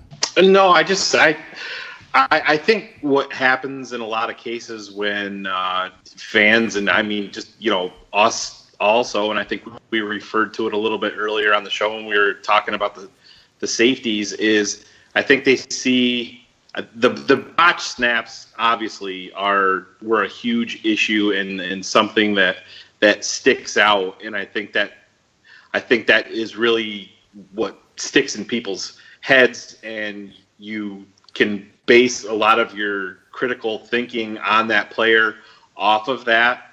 And I think what we tend to forget is that these guys, Cody Whitehair was bounced around everywhere in college also. And we're all Bears fans here. We saw the Bears. They've done it with Kyle Long. They're doing it again with Cody Whitehair. And I think we are such rabid fans. I think we're expecting almost perfection on every single snap. And, Leonard Floyd can go out and have a good game, and then the very next week he can go out and get run over by a running back and leave the game early, and fans and media are in an uproar and say Leonard Floyd sucks. He's terrible, or the same thing can be said about Eddie Goldman. But I would just hate to. The way that I look at it more than anything is, where would this offensive line be? Where would this offensive unit be? Where would Jordan Howard be without Cody Whitehair at center? To me, it's pretty clear he's our best offensive lineman. I know a lot of people want to say that Kyle Long is. I don't think that's true. I tend to believe what Phil said, and I actually believe Kyle Long is a bit overrated myself. But I just hate to think where we would be as an offensive unit. As much as we're struggling, I can't imagine where we would be with Brissou at center versus Cody Whitehair. Oh, yeah, you got that right. All right, Magoo, what do you got to say? I agree with a lot of it as well. I had some notes just on some of the early things that we saw from Whitehair, and I almost kind of wonder if he was maybe playing hurt earlier in the season, because he seems to have ironed some things out that he was rough at the beginning. He was kind of going backwards when he was pass blocking, getting pushed quite a bit around. He was having a tough time with any sort of outside runs, keeping people in front of him there, and was getting pushed backwards a bit there. I think he really, really struggled when Glennon was in. He had a tough time dealing with the lack of mobility back there and what defenses were able to do. He was getting pushed around. A couple things, though. The main criticism, the main reason I even mentioned Whitehair and him having a rough season, which I still think he's had a rough season, although he's kind of turned around, and I do have to give him credit for that. He's playing on a team with a couple of guards that I don't know what the future holds for him. Kyle Long's been hurt, and he's getting a little bit up there in age. Unfortunately, he was drafted when he was a little bit older. Sitton was kind of hurting before he even came to the Bears. He's getting up there in age. And you kind of wonder what the plan is going forward. Grassou's been rough. I mean, the draft pick that is Hronis Grassou has been so bad that it's kind of hurt Whitehair. I mean, that's how big of a bust that it is. He came in there, and he's been moved around, and it has not been to his benefit at all. You kind of wonder if maybe the plan is to move Whitehair back out to guard for next season. And he struggled there. They had to bring in kind of Sitton originally because he struggled at guard in the preseason. It's not that he was horrible, but he didn't do too good. And when he came in here... Oh, lost Magoo. I'm back. Okay. So I was just saying with Whitehair, he wasn't too great when they had him at guard. This year in the preseason when they had him at guard. This year during the regular season, and that's a concern going forward as well. And you have to kind of think, is the draft pick, not necessarily the player, but the draft pick, not necessarily a great one, because they kind of got rid of Lawson after they brought him in, and it seems that it's not a position he was able to really fill. From my end, the original discussion was kind of about, the draft. Is Pace a great drafter? Is he not a great drafter? You kind of wonder about the draft pick and the vision that Ryan Pace has as a result of all this. So it kind of shows, I think, you have to wonder if he kept Grassou on the team just because of the draft position there. And it seems that might have hurt Whitehair. And it seems that from a draft perspective, maybe, he's a good player that's working out decently for the team. Actually, pretty good for the team, I would say, now that he's come back to form. But was it a great draft pick? in terms of picking him as a guard and releasing Slauson, having to pick up Sitton, and where does it leave us for the future? Well, I think if you're going to talk about Slauson, I mean, you see the movement skills of a Cody Whitehair, and you a lot of times see him, like Phil brought up. He's the one that's down the field. You weren't going to see Matt Slauson do that. So that's first off. He wasn't really going to be a scheme fit for exactly what they want to do moving forward. And I don't think Hronis Grisou is in the plans whatsoever. I mean, at this point, I think it's pretty clear this staff is going to be launched, but I think it's pretty clear that Cody Whitehair is going to be the full-time starter because, I mean, they're injured now. You see Tom Compton in there. If they had any plans whatsoever for Whitehair to be moved to guard next year, then Hronis Grisou would be your center right now, and Cody Whitehair would be playing at guard. So I don't think originally when Cody Whitehair was drafted, it was to be a left guard, but it's they had Hronis Grisou, and Grisou tore his ACL at Family Fest. So that's, I mean, they were down alignment, and that's why they put Cody Whitehair to the center position, and it paid off. And you're talking about a small mobile center in Hronis Grisou, where the best part of his game was mobility, and I think he's really lacked some of that. The Bears have tried to bulk him up, but he gets overpowered at the point of attack easily. I mean, almost play after play after play. So I don't think saying Grisou is going to be in the discussion next year at center. I don't really think that holds much water, because if it did, I think you'd be there right now with the way that the injuries have played out for the Bears. I'm 100% with Shane. This kid is a offensive line coach's dream, and especially when you're playing that zone stretch game, you need an athlete at center to be able to control those shaded defensive linemen. Or I've seen Cody Whitehair get a 3 technique on the opposite side and be able to scoop block him. To be able to do that on the NFL level is absolutely absurd. So when I say he's your best lineman, trust me 100%. Is he perfect? No. I understand what you're saying, Magoo. I think there's a lot of validity. I'm starting to like this Magoo guy and the spirituality. Oh darn! Magoo is bringing. But I gotta disagree with you on that, because the influx and the cohesiveness of the center position. I mean, go watch him block Quan Short against Carolina when the Bears dominated one of the most dominant fronts in football. Watch Cody Whitehair. That's what I want someone to do. And that's beyond PFF. PFF is a bunch of young kids. They hire all these young kids from Scotland, England, wherever Sandy Tom lived, they're hiring them there. And then they watch the game, and I would say 50% don't know the game to the max, but they're taught from them. This is what you're looking for. These aren't coaches doing it. These aren't people that taught. So that's why a lot of listen, it's a great tool for some things, but even when it's used in a positive light, I try not to use it that much, but there is a time for it. There is. But when I'm looking at Cody Whitehair and someone's saying that he's not good or he's been okay, no, there's a reason why, and he's been progressively getting better, is the play caller and the surrounding talent and having the influx of stupidity go into each and every game plan strategically. So for me, watching him for your homework, watch him against the Carolina Panthers. No matter what the PFF, I don't even know what they scored or graded him there. I know he played center and he was absolutely amazing.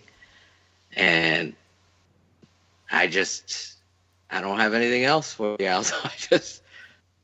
Oh, well, I was hoping that there would be a good knockout, drag-out fight, but...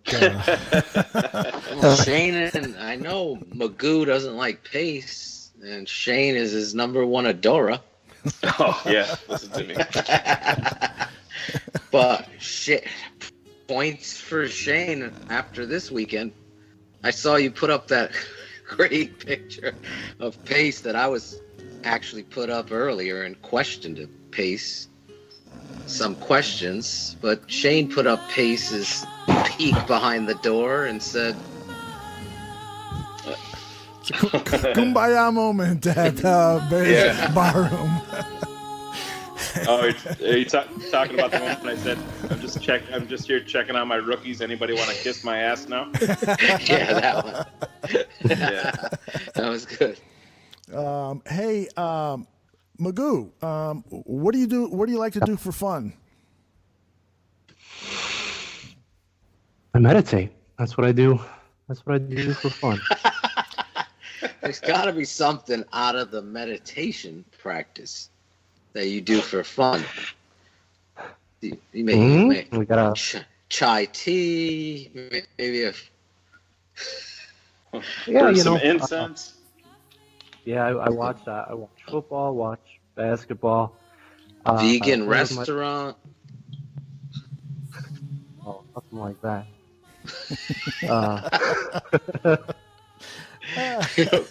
Don't go that far out. He's not going to stretch to the meat. You have a criminal record, Mr. Magoo? Do I have a criminal record? No, I have absolutely no criminal record. You're a ball of fun, aren't you? Where are you from, Magoo? Northern Indiana. Northern Indiana. Over by Whiting? Would that be Gary, Indiana? No, there's no way he lives in Gary, Indiana. How do you know? Because I'm Gary. I'm not too far away from that demon house. You guys hear about that? Oh, really? No. X-Files, please. Have you not heard of it? No. The demon house? Yeah, this was like big news. Tell us about it.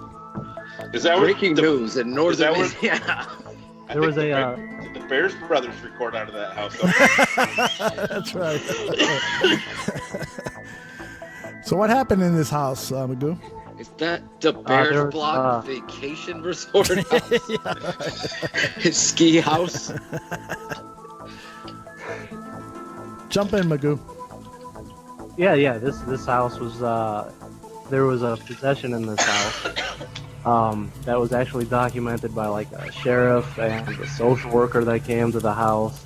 Saw kids basically walking up the walls. They brought in some psychics and they said that there was like 1,000 demons within that house. And some guy from a network bought the house, because it's in Gary and it costs like 10 grand. He bought it to go and make a film of it and decided that it needed to be destroyed. And so he tore it down. That's the story. It's out there. It's in the papers. Just look up Gary Demon House. I'll pass. Gary Demon House.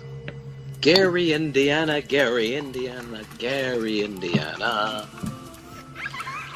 All right, well, listen, this has been really remarkable radio. I want to thank Mr. Magoo for joining us. Magoo, I understand that you're just kind of a part-time listener to the show, but you don't like some of the humor or some of the edginess of the show. Is that correct? Yeah, I mean that's probably just from what I've heard. Yeah, I mean, people get a little angry. People get a little heated. It's like, hey, we could all just get along. We're fine. He's bringing peace to the bar. None of us meditate. That's for sure. Yeah.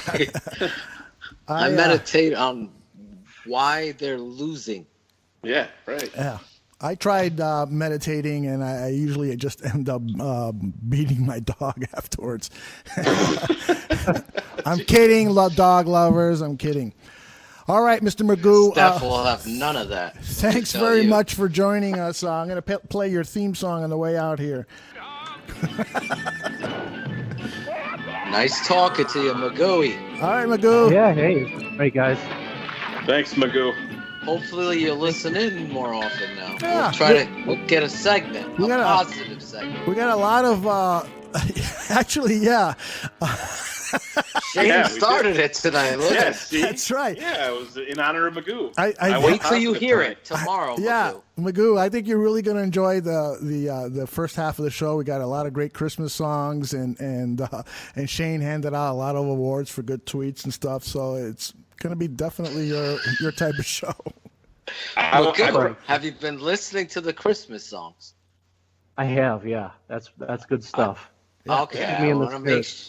Okay, now I like Magoo again. My divas. If you don't like the Christmas song, get the fuck off the show, quick. Since you're cool with that, me and you could meditate. Northern Gary, the Demon House. Can we send little Nicky to the fucking Demon House? Yeah, there we go. Play Firefox at the Demon House. He could have been one of those kids that was bouncing off the wall. Nick is bouncing off the wall right now. Let's send Nick to the Demon House. Seriously, Nick. I know, first listener in the morning, little Nicky, he's going to be ready. All right, Magoo, thanks a lot for being on the show. All right, guys. Thanks so much. Have a good one. All right, you too. Bye. All right. See you, Magoo. Bye. Nice kid.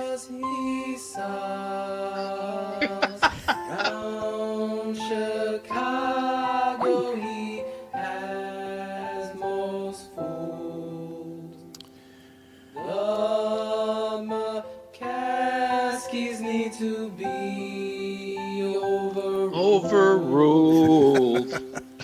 Ryan Pace, don't let Please, Ryan. him stay. Listen to the song.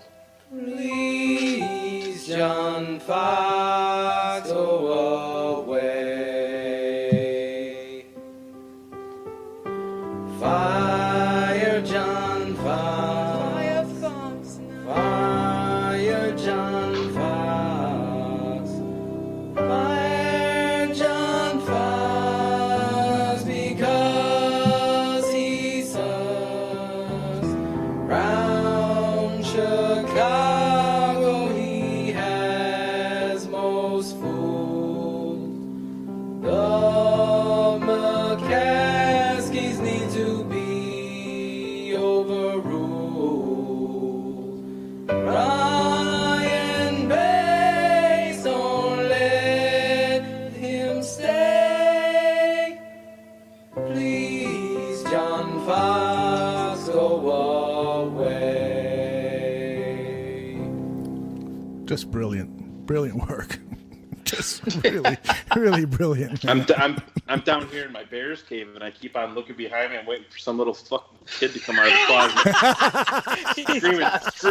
closet, screaming, "Red rum, red rum!" Mike Burton.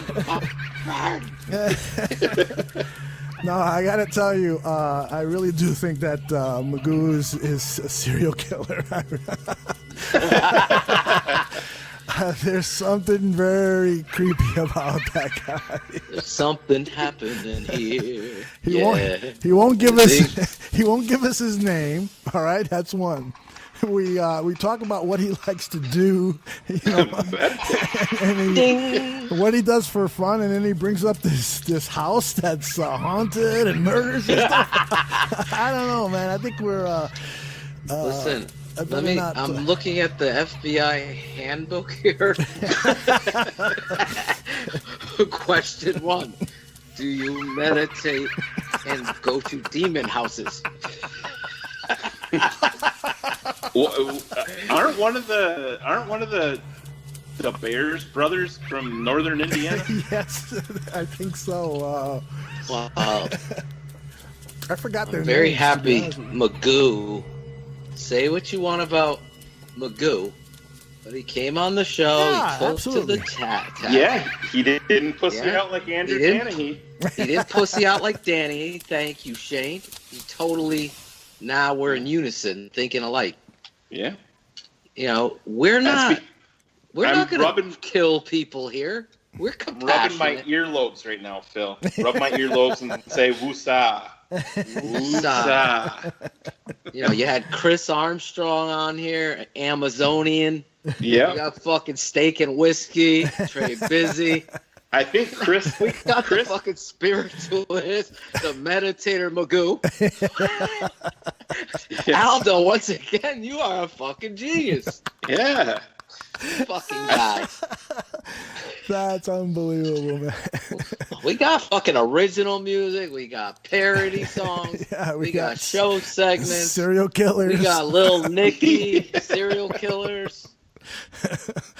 Just Little having bit some of fun with you, Magoo. Please don't come to my house, please. I got a family.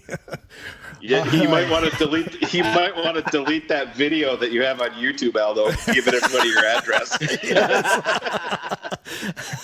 I'm working on that right now. Yeah. Deleting gone.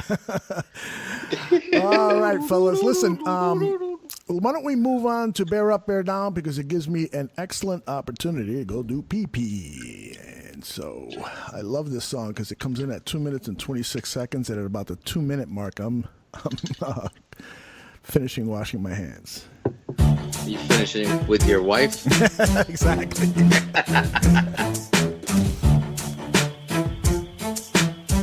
Bears Barroom Radio.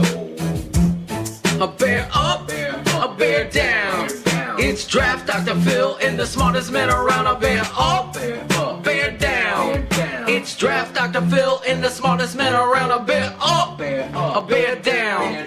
It's Draft Dr. Phil and the smartest man around. A bear up, a bear down. It's Draft Dr. Phil and the smartest man around. A bear up. This week, Draft Dr. Phil and Shane Marsaw, the smartest man in the bar rooms, bear ups and bear downs of the week. A bear up, a bear down. Draft Dr. Phil and the smartest man around there watching the tape and weighing. The game is done. The Bears have lost and won. They're playing the tape and grading. Bear up, bear down. Draft Dr. Phil and the smartest man around there watching the tape and weighing. The game is done. The Bears have lost or won. They're playing. The boys are grading. Cheeto blockies, I take them out like my girlfriend. Smack 'em, flip 'em, and stick 'em until you can't bend. Till then I'm still I got hype credential. Barflies blowing out fraud brothers like Nintendo. 5'7" kind of a small one, but I still store bums. Key suckers in doldrums. As I'm speaking and taking a change in my English, I quickness to get rich. I like chalk, but not chips. Connecticut in the house, but the barrooms where I live. I'll bear up, bear down. Draft Dr. Phil and the smartest man around. I'll bear up, bear down. This is another fulfilling, functified track. Yes, yes. Yes, yes. Yes, I yes. love that song. Magoo there. Man. Again, thank you, Mr. Magoo, for being on the show. Let's get on to Bear Up, Bear Down. Who starts this week? I believe it is Phil, correct? Nope. Oh, no. Like I said, Shane starts this week. I'll say yeah. And Shane, go ahead, Shane. Yeah, I'll start it off. I know who I'm not taking. Fucking Cody Whitehair. Fuck yeah. Thank goodness. I'm not opening up that Pandora's box. Fuck no. Who do you have as your Bear Up player? I'm gonna slide in here and take Phil's boy. It's very easy, no surprise. Jordan Howard. Oh, yeah. As he goes, we go, and he Isn't that a town in New York? As we go, he goes. Oswego? Oswego, yeah. That's it. Oswego. Linda Cohn from ESPN played field hockey there. She's in the Hall of Fame. Aldo laid her. Yeah, he did. Did I? He did. She was the notches. She was the masseuse. I wish. Yeah. So, yeah, I sent out a tweet there talking about, when Jordan Howard gets at least 20 carries, the Bears win. I believe they're 6-1 when that happens, and we saw more of that versus Cincinnati. He's just, what can we say about the guy? Phil talked about, guys like Ezekiel Elliott getting all the love, and it's just because of, it's all about flash and playing for quote unquote America's team, and I'll take a businessman approach like Jordan Howard does, and a guy like that's still only 23 years old and just seems to be getting better and better. So Jordan Howard, real easy pick selection this week. You're my Bear Up. Jordan Howard is MVP. Without him, the Bears can win. Plowing through stack boxes, finding the creases, giving Mitchell a chance, giving Mitchell a chance, giving Mitchell a fighting chance. One of the things that impresses me the most out of these songs, Phil, is your piano playing. Well, that's Coach Rob Marone's piano playing. Oh, my goodness. That's really him, huh? Yeah, he is a filthy animal on the piano. Man, I was super impressed by that. Very, very cool. Hey, I wish I could play the piano like that. Phil, really, really quick. We got a little bit of NFL breaking news if you guys want it. Yeah, I see Absolutely. That takes precedence. Too bad it's not Chicago Bears related, but it's to that evil team up north. Aaron Rodgers has been medically cleared to return to the Green Bay Packers. Mm-hmm. Yeah, there you go.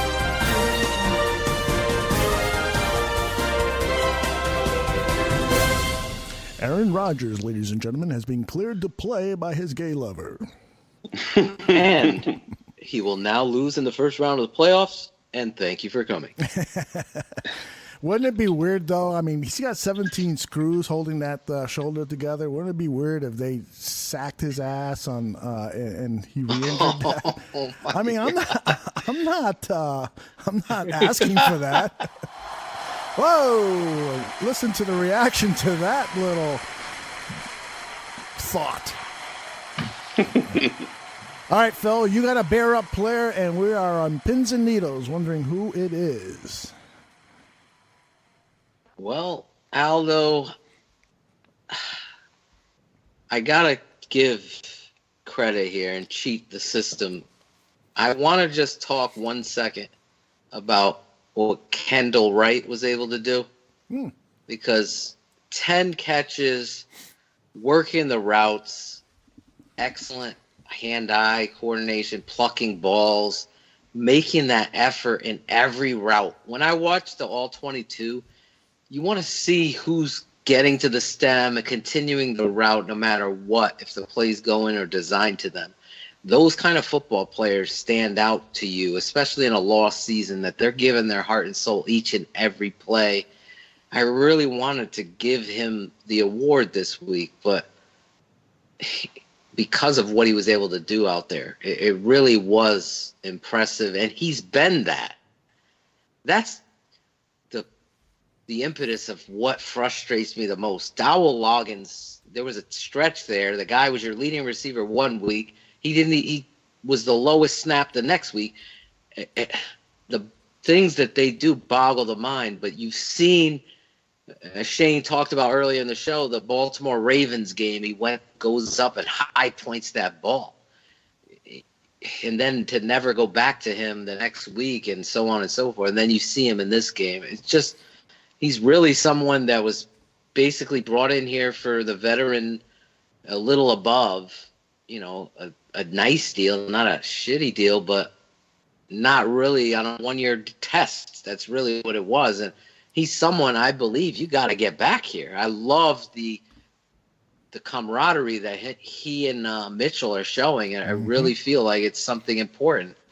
They trust one another, the communication and that cohesiveness moving forward, even with a different offensive philosophy. Wright has gone beyond my expectations of him. I talked about him in the preseason not being a slog guy, not really showing the kind of route progression that you want to see. He has doubled what I thought he could be, and really shown that he's worked on his craft. So wanted to just give him that, but I gotta go. Hold on with a second. my bear up. I gotta tell you first of all that just listening to you talk about Kendall Wright, I just threw some steaks on the grill here, and I'm opening up my bottle of Maker's Mark, some steak and whiskey. Thank you, Trey Busy, for the inspiration and for. That's gonna be a T-shirt on this show. It really does have to be steak. I love that steak and whiskey. We gotta get these T-shirts. I'm getting a lot of DMs from the barflies. You keep talking about these. Is Aldo gonna do it? Is Aldo gonna do it? Yeah. Not. I am. We gotta get it together. We're gonna do it. I've been talking to somebody about printing and fulfillment. The fulfillment thing is the most. That's me. Fulfillment. There you go. It's the trickiest thing because you want to get somebody reliable, because I don't want people calling me and saying, "Hey, I ordered a T-shirt from that vendor and it's been 16 weeks. I still haven't seen my fucking T-shirts." I gotta find that reliable person who's gonna print and ship. So trust me, once we have our vendors chosen, it's gonna be sitting back and watching the money come in. Steak and whiskey T-shirts for everybody. All righty, it is my time. bear up this week is the rookie from North Carolina. Stepping in there, stepping in the pocket, throwing anticipation balls, running the spread game. Me and Shane talked about this all through the preseason, his ability to mesh point, carry out fakes, to threaten those linebackers. You saw with Brett Favre, people used to joke, and then it became a thing where you jump and throw the ball and a little bit exaggerate. But his ability to mesh point, Boomer Esiason as well, really helped his running game, helped his whole team in the process of this game. And you saw that. You also saw the athleticism, the ability to pull, read the option game, and pull and score. That play right there, Aldo, it was kind of prophet-like. I talked about this play for weeks in third and short situation. Jordan Howard next to you. Cohen coming in motion to be the pitch and threaten that defense by putting them all on an island. And you have to account for Jordan. You got to account for Mitchell, and you got to account for the running back Cohen. Finally do it, walks into the end zone like nothing. This is Bears Barroom. This is also Mitchell Trubisky showing the kind of talent that he is. Athletic, accurate, not bigger than him. As we said, to lead the show, the swagger was back. The coaching staff still put him in some stupid situations, but he really was able to showcase himself to the football player he was. The only pass he had an action game. It threw it to Bellamy down the right sideline, and it went out of bounds. That was the only pass that I saw that I was like, I wish he was able to throw a more accurate ball. But that's a learning thing, and like we said, we're going to make mistakes. This kid was impressive. The throw to Shaheen in the end zone where Williams comes across was right in Shaheen's breadbasket, distracted. Should have been another touchdown pass. The kid is something you got to be happy about. Like Aldo said, even in the presser, you saw a little difference in him, and he's joking with the media. Like, he was a part of the win, and that's what you need to do. And that's my bear up of the week is Mitchell Trubisky and his performance in Cincinnati.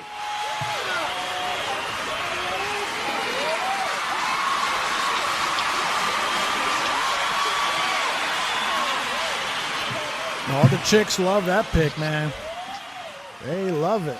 You had time to drink a whole bottle of whiskey after that dialogue. No, that was a monologue.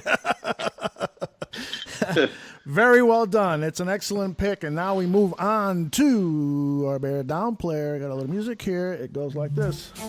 Bear up, bear down. Draft Dr. Phil and the smartest man around. They're watching the tape and wait. Yeah, baby. The game is done. The Bears have lost or won. They're playing. The boys are grading. I love that song, man. I really, really do. He's into it. Yep. All right, Shano, who you got? Well, I'm not going to take Phil's guy on the offensive side of the ball. Thank God. Weekly occurrence. I'm going to... He's my Matt Miller. Yeah, I'm going to... It's just as easy on the other side of the ball. Phil, you probably know who I'm going with. Number 43, Chris Brzezinski. To me, there's no rhyme or reason why the guy's even on the roster. I have the game in front of me right now, and I just watched Eddie Jackson's interception off the tip, and Chris Brzezinski actually runs into Eddie Jackson when he's trying to get his feet and actually bumps it into him and knocks him down. I don't know.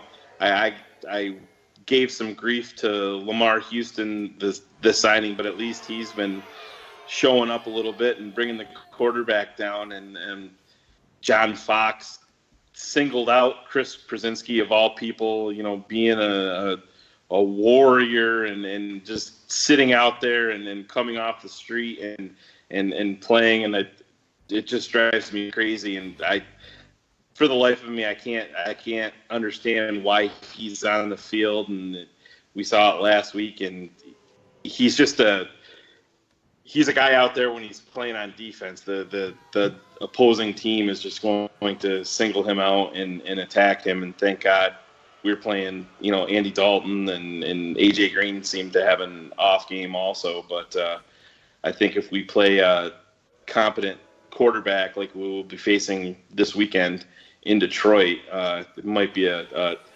bigger story, number 43 in our secondary. So Chris Brzezinski, I think you're going to be remaining my bear down of the week while you're still on this roster, unfortunately. But you won it this week, buddy.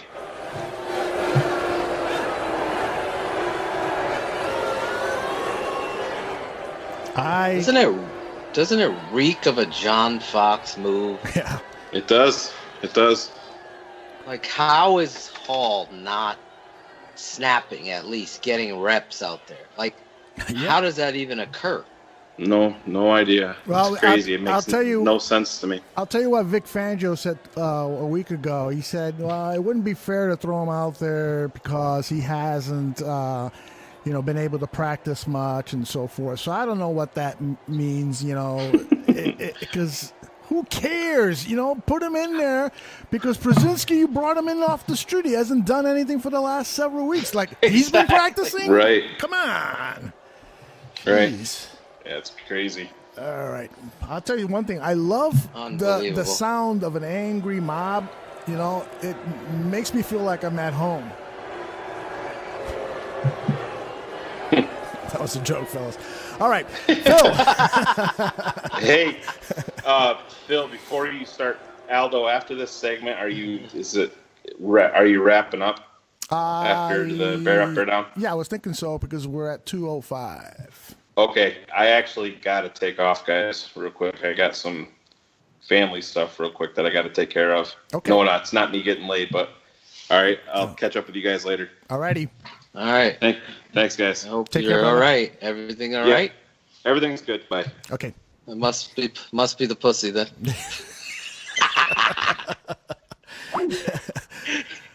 All righty, Philski. It's just you and me. We got to finish this show, but we must I do. think we're alone now. There doesn't seem to be any Shane around. Well done. Well done. All right, who is your bear I'm down? a parody. Who do you hate? Walking parody here. Someone called me Weird Phil today. I was about to get upset that I recognized he was paying Weird Al. homage to Weird Al. Yeah, very good. Very good. Shout out to Pedro, or I forget who it was, but it was very good. Oh, my bear down, Aldo, is a simple one. Shane, as smart as he is, in his absence, he's even smarter. He is on the money like Mitchell to Shaheen. And I'll tell you what, Mike Burton, he stands out even over Przinski and the stupidity of it. I just have never seen a guy that's so below average continue to get snaps and be bad or average. If average is best, let's try to get better. That's my thing. And watching Burton block, it's like a guy that's afraid of contact, and he's putting his arms out before collisions, and he's fitting, and he's overthinking. He's not a sledgehammer fullback. Imagine, as good as Jordan Howard is now, if a Lorenzo Neal type fullback was in front of him, willing to plaster linebackers and give him a 1-2 look. And what that is, am I going right or am I going left off this block? You can trap, the whole idea of that position is to be a sledgehammer first. Fullback is a blocker, number one, a ball carrier, number two. And to see this guy out there, I mean, it just does no good for this offense. Listen, I say it all the time, not hating on anything but the truth. When I watch him, and a lot of barflies have been amping me up watching him now, and they take videos of it, or they state it and tag me in it how bad it is. When you actually watch it, it is bad, and that's not good enough. And that is either what Przinski is, the John Fox thing, and really what you said, Aldo, or it's Ryan Pace is Mike Glennon error. But it is an error, and it's a bad one. So this past week, I counted 7 different plays where if he just even attempted to be physical, the Bears would have been better off for it. In fact, Jordan Howard, it was Tariq Cohen would have scored a touchdown on a power play where he leads up on a counter, and the fullback has the perfect opportunity to destroy the safety. And he pushes and catches, and the safety keeps his balance and makes the play on Cohen. Good run. Could have been a touchdown run, a great run. And that's the difference in a game of inches. Effort and tenacity. He doesn't have it. He is my bear down this week. Well, I got to tell you, Phil, the crowd agrees with you. I agree with you. I'm even tempted to say that most football coaches, I would say 99% of them, would agree with you, and that the only 1% is John Fox and Donald Hawkins. For some reason, they've got to see something, good in the guy. I'll tell you one thing: the guy does hustle. He does get downfield and tries to do something, but he does look like a guy who doesn't know his assignments really well, doesn't know technique really well. He played with the Detroit Lions for a season, and so the offensive line coach maybe brought him, here because Washburn was previously the offensive line coach with the Lions, and so maybe he's high on Burton. I don't get it. I just don't get it. And we know that Loggins likes the fullback position, and we're seeing him use it now with the Bears more than he ever has before, and that has to be because of the edict from John Fox that we're going to run. I think, it would be really cool after the season to do some analytics of that and see how many times he was on the field and see what Jordan Howard's rushing yard per attempt is with Burton on the field as opposed to Burton off the field. I would bet that even with the fullback, that Howard is gaining more yards without the fullback. That'll be maybe Lauren Cox can help with his Pro Football Focus connection. Lauren, are you listening out there, or are you busy banging that hot looking chick of yours? A Lauren Cox special.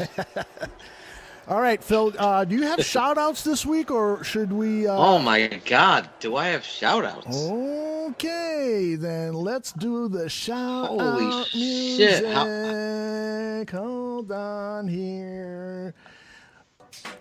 Well, how about Air Jer and at Buttman, the disgruntled Bear fan, going down to Cincy, holding up the signs, tagging the bar room. You're listening. We're getting the message out there. This is not okay. Firefox. So definite shout out to those two gentlemen for being loyal and true barflies. I know Shane absolutely would agree with me. I'm going to shout out, how about Big Bear? You had a comment about his video he tagged us in, shouting out the doctor. I'm shouting telling you, out the bar room. That particular video, I'm gonna post that video and Air Jer and everyone that was at the game yesterday with their Firefox signs. They're getting a CD of your music, Phil, and I'm going to have those pictures posted up on the website as well. So those of you who did not get a chance to see those photographs, visit bearsbarroom.com. You'll see those great photographs of people. And then I will add to them, because I know at Ford Field this upcoming Saturday there will be more people trying to get on that list to win some and actually, you don't win. You're automatically win if you send in a photo holding up a Firefox sign. Automatically. It's a slam dunk. It's a slam dunk. All you got to do is hold up a Firefox sign or do something. Have an image or say something that says wear Firefox. A Firefox mask. Oh yeah, that would be awesome. What if you wear a Mr. Magoo mask? You get one too. As long as I'm safe. I'm a little bit worried. I'm going to run into a blind man who's going to be holding up a knife and coming after me. I mean, that guy is creepy, brother. I got a feeling in 2 years' time, mark this down, barflies, a Mr. Magoo mask is going to appear in a horror movie. I swear to God. Someone out there is listening and is a movie producer. He knows who he is. I love it. That is so true.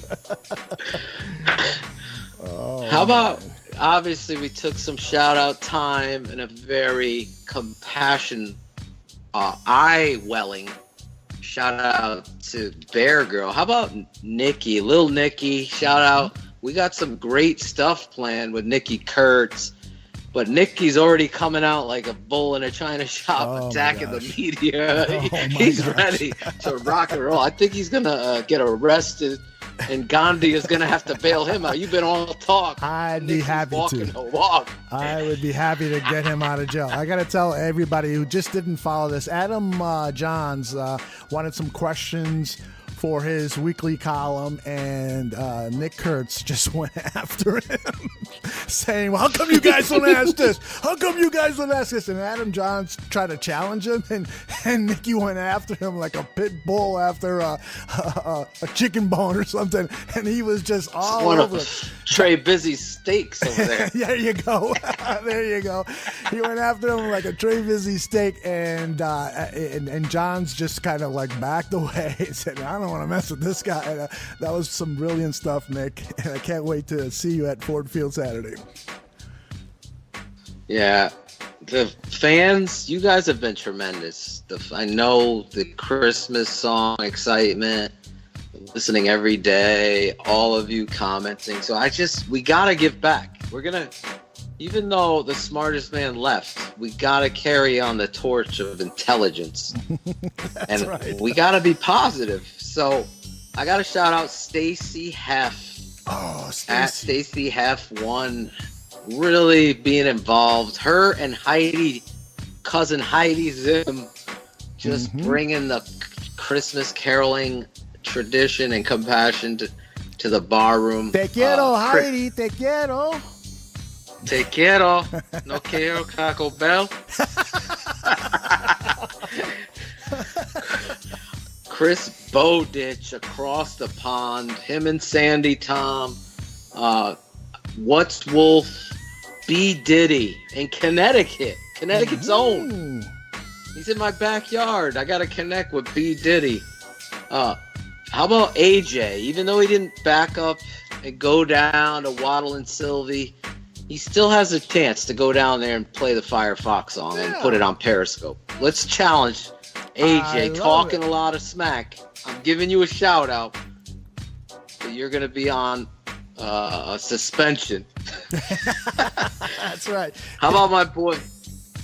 How about Nelson E. Daniels, Bear Soldier, Jersey Jeff 14, Zach Zeichel. That's the kid who loves Aldo's 60 Minutes of Pleasure style narrative. Zach Zeichel. Composure Chris, James Ford in Canada, Chi-Town Sport N13 Trace Mahome, big fan. Robert Phelan, still waiting for my car sticker.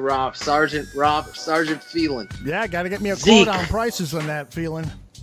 Yeah, Phelan, you got to step up in the pocket. So we got a lot of orders on hold. Zeke brings it Isaiah every Robles. time, man. He is like. Does he bring it? Yeah, I told Zeke, I got a job He's for the you, Jordan man. Howard of the Barflies. I got a job. It doesn't pay anything, but you have a job here at the bar room because you are so instrumental in getting the word out. We love you, Zeke. Thank you very much. Yeah. What does it take to step up and not be embarrassed and just promote what you, if you enjoy this show and you interact, look at how we handled Magoo. We didn't crucify Magoo. Oh. We're having fun here. Yeah. This is what we do. Really, Isaiah, we appreciate the promotion that you bring and the positivity. Big time. That's Ryan Badgley. Oh, yeah. Badge. Same thing. Benny Driscola. Patrick Owowski. Driscola's still fucking hanging lights. He's so Christmas spirit. This kid's trying to download the songs, burn his own CD, and start selling them on the streets in Queens outside his house. Way to go, man. This hot chocolate. Look at this guy. He's got a plan, at least. He's pirating my songs in Vegas. That's hilarious. Bears Girl's going to get on him. Though. Yeah, He's flying watch into out. New York. Well, I think that's what he wants. Is for Bears Girl to go on. True. This is true. Pat Owalski. Frankie Myers. Frankie! We got the Ryan Pace series brewing back up. Part 2's coming out very soon. Frankie Myers working on that. He's my man. Chachi on Twitter. Trey Busy, of course. Alec. Love this guy. Steak and whiskey, baby. JC, yes, whiskey and steak. Steak and whiskey. JC Agama. RC Me. Guy's been stepping up. Mamo the Bear. Mamo. Gotta give it up. In Kuwait. waiting every minute, every second for my prophetic opinion. How do you not love Momo the Bear? Love Momo. Love Jay Mueller. Jay Mueller. Jay was on fire on Bears Hour Live chat room. This dude don't back down. That's what I want to see. Mueller's going in at fucking linebacker. Gonna put someone on their ass. Him and Wolf. What's Wolf? Those two guys are gonna be my linebackers. Inside linebackers. They don't take shit. They go promote the show. Mueller writing, as Shane said. Aldo giving opportunities. Wolf, rather.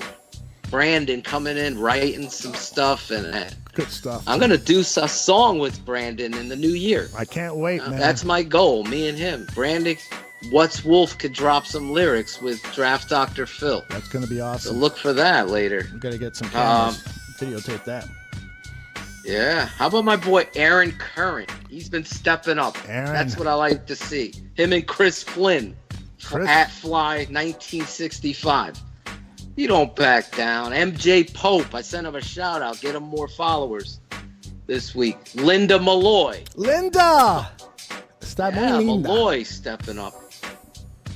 Ryan Heckman.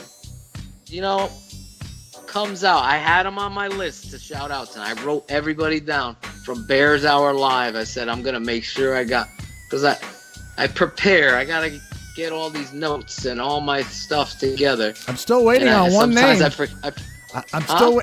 Are you done? Because I'm still waiting on one name. He asked for a shout out. He said you forgot last week. I'm still waiting to see if you haven't forgotten the guy. I thought it was my boy. What's Wolf? Brandon. Oh, no? That's the same guy. My bad. Brandon Janoski. Brandon Janoski. Yes. My bad. Hey. How many Polacks does it take to change a light bulb? I tell you. I don't do Polak jokes anymore. I got my ass kicked in 6th grade with a Polak. 1 to hold the light bulb, 2 to turn the ladder. I love the Polish people. Susan Klanowski was one of the very first girls I kissed. Oh, Jesus, Susan. You don't forget that kiss, did you? No. Did you build a tent? That's what I want to know. I built a tent. It was a little tent, but I 8th grade dance. I love you. Ryan Heckman taking a little time out, paid me a compliment. I appreciate the compliment. What does it take? I appreciate people. I'm taking my time out now to thank you back. There you That's go. why we do this show. Mm-hmm. Michael Piccarelli. Paisan. Gotta give him a shout out. Love it. Like Pick. Sandy Tom. Sandy from Aberdeen. One of my favorite. One of the leaders in the Barfly Army. V Mute. Vincent. You gotta love Vinny. Vinny, Trey gets it. Vinny is good friends with Mike Brez, right? Yeah. Vinny, drop us a line and let us know if Mike is okay. We're a little worried. He's been off the radar. I sent a DM to Mike Brez to check on him. Make sure he's all right. Did he respond? He never responded. No. He's like Ben Driscolla. He gets big in the comic industry. He forgets you. Hope you are doing all right, Mike. Richard Netzel. Nets. At IRL Fan 69, bringing it. Whole lot of love. Joey Motts. Joey Joe. I haven't heard Joey Joe Motts. It's in there. Oh yeah. How about Johnny Cole? Johnny Darko on Twitter. Love that guy. Shout out to you. Dreams. How about Marlon Harris again? EJ. Scar. Yeah, baby. Anthony Skull. Anthony Kalol. Father Crime. Good follow. Danny Walker. Bringing great football knowledge and questions out. Yep. Gotta love Danny Walker. And my last guy, Brandon Gilbert. Appreciate you, Barflies. I tried to hit on I wrote down, I made a list. I checked it twice. I did some parody songs that were naughty and nice. But we are having fun. Aldo, tremendous job to begin the show, bringing a commercial for the, guys, it takes 5 minutes to go fill out, to get yourself a CD. You're a barfly. We got a lot of stuff planned, but honestly, take the time out. It's a lot of fun. I'm playing it for my daughters are on the CD. There's guest appearances on the CD. Obviously, you haven't heard them all yet. Christmas is coming. This is really just a fun time. Again, it's entertainment, but in 100 proof, Aldo, what do we always do? We get fucked up and make penis jokes and stuff. Let's try it again. The truth, Aldo. Oh, the truth. Always tell the truth. Always tell the truth. Bear Girl's just shaking her head. She's got like 6 memes lined up. That's right. What do we do, Aldo, on 100 proof? Well, always bring the truth, baby. Always. That's how we roll, guys. Yep. We love you. We The love support is there. Yeah, do you want to be in on the ground floor? Yeah, exactly. You want to be a part of this, because we don't forget. Right. I don't charge $2.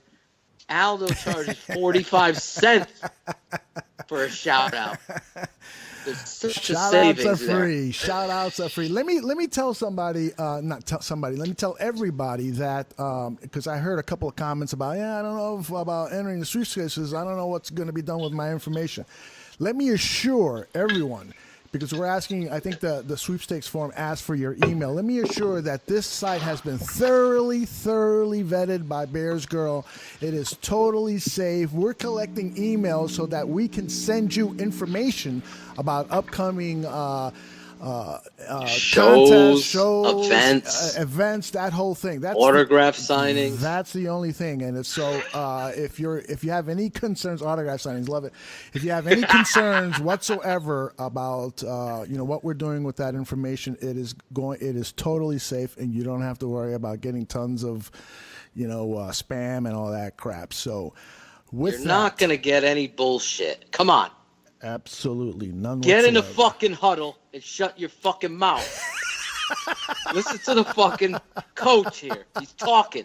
No one's gonna give your fucking spam information. We don't care where you live. Aldo's not letting Magoo come over there and get you. You want a CD? I want you to have a piece of history here.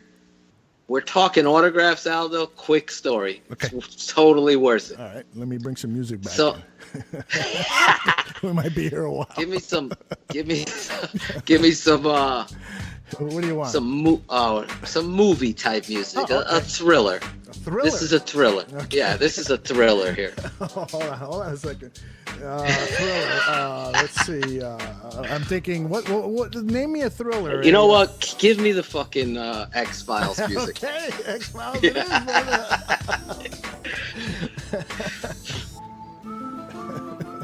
So I'm at the gym, Aldo. I'm going into the gym. Most times I go at night. On the weekends I'll go during the earlier morning. And this happened to be, I'm at the earlier morning. So I'm always wearing Bears gear to the gym. Everyone knows. And they'll come up and they'll say a joke or whatever. And you'll meet Bear fans. I've met many of Bear fans. But today, on this day, I walk in and there's this guy, an older gentleman, gray hair, looked like a military cut. Hey, you're a Bears fan. All right. I'm like, yeah. Bear down. He's like, oh, hold on. Wait a second now. I believe I know you. I go, you do? How? I don't know you. Are you Draft Dr. Phil Awesome. from Bears Barroom? So I go, why, yes. Yes, I am. And he's like, listen. I go, oh, you're a Bears fan. Oh, he's like, no. I'm a huge Lions fan. I go, what? And this is where the story gets twisted even more. So I go, oh, really? You're listening? He's like, oh, I fucking listen to you guys all the time. You're phenomenal. Bear up, bear down. He knows the songs, the truth. That's hilarious. So I go, oh, great. Wow. He's like, listen. Do you have Cody? Do you have the Cody app? He starts giving me a dissertation on how to steal cable and tickets. I'm like, oh my God. So I finally leave this guy, animated as could be. I kid you not. And this was a Saturday morning. So Monday night, this past Monday, before Bears Hour Live, I go to the gym. Guess who's there? Oh no. The same guy. Hey, Philly, Dr. Phil, Chicago Bear, my kind of town. I gotta show you this. You gotta give me your address. I gotta show you this cable, how you steal. You don't pay DirecTV shit. You get everything. So this guy's undercover. This guy Man. was great. He's undercover. I was worried it's Mr. Magoo, to be honest with you. I don't blame you. All right, Phil. So listen. that was the crazy story.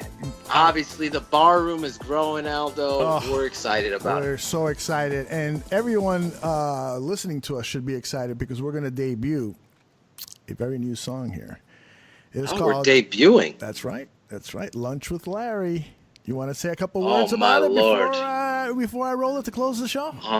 You got to just set this up because I don't want anybody getting offended here. Yeah. But you listen to the whole song, you'll understand. Me and Shane, if you're a fan of the show, you're new to the show. We've always questioned what the fuck is Larry Mayer's role? Why does he have to get the first question? He worked for the Bears. Just report. Don't ask questions. You're a company man. You're just asking to serve up a volleyball spike, for God's sake. That's right. And it's really disgusting how the Bears media and their beat writers handle stuff. And Larry Mayer's 10 times worse because of that company attitude and the way he handles himself. I've witnessed it firsthand. Shane told you the story about Larry coming over assuming he wanted his autograph. But that energy of what the Bears are now with this administration and Larry is the inspiration to this song. Well, Larry Mayer, again, he is the lead writer, staff writer over at the ChicagoBears.com website.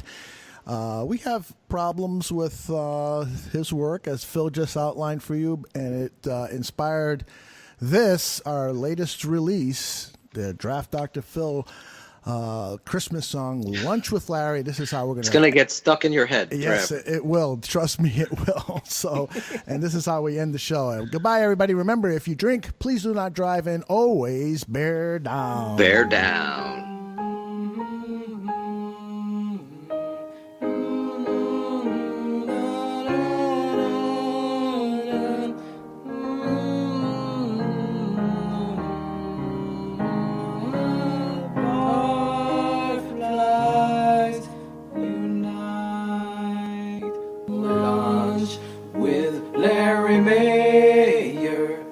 Nothing could be gayer. Lunch with Larry Mayer. Lunch with Larry Mayer. Nothing could be gayer. Oh, lunch with Larry Mayer. Oh, lunch with Larry Mayer. If he was a potato, he's a tot and not a tater. Jesus Christ, Larry sucks so much. Don't know his purpose. A company man won't hurt us. Oh, lunch with Larry.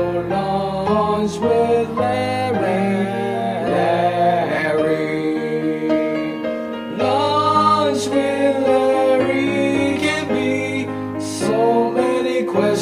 for free. No charge for a shout out. No charge for a shout out. No charge for a shout out. Your bar flies, so screw the Bears brothers. Lunch with Larry Mayer. I can't believe he stays there. He's got eye black on, but he's not a player. Jesus Christ, he's a company way is all he'll see and all he'll say. The official side is embarrassing. There's no way of defending it when the barroom knows more than they did. Jesus Christ, they suck so lunch with Larry Mayer.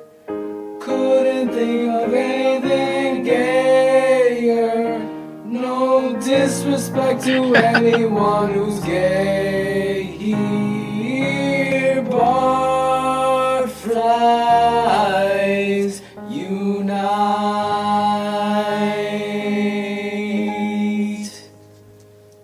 Bears Barroom.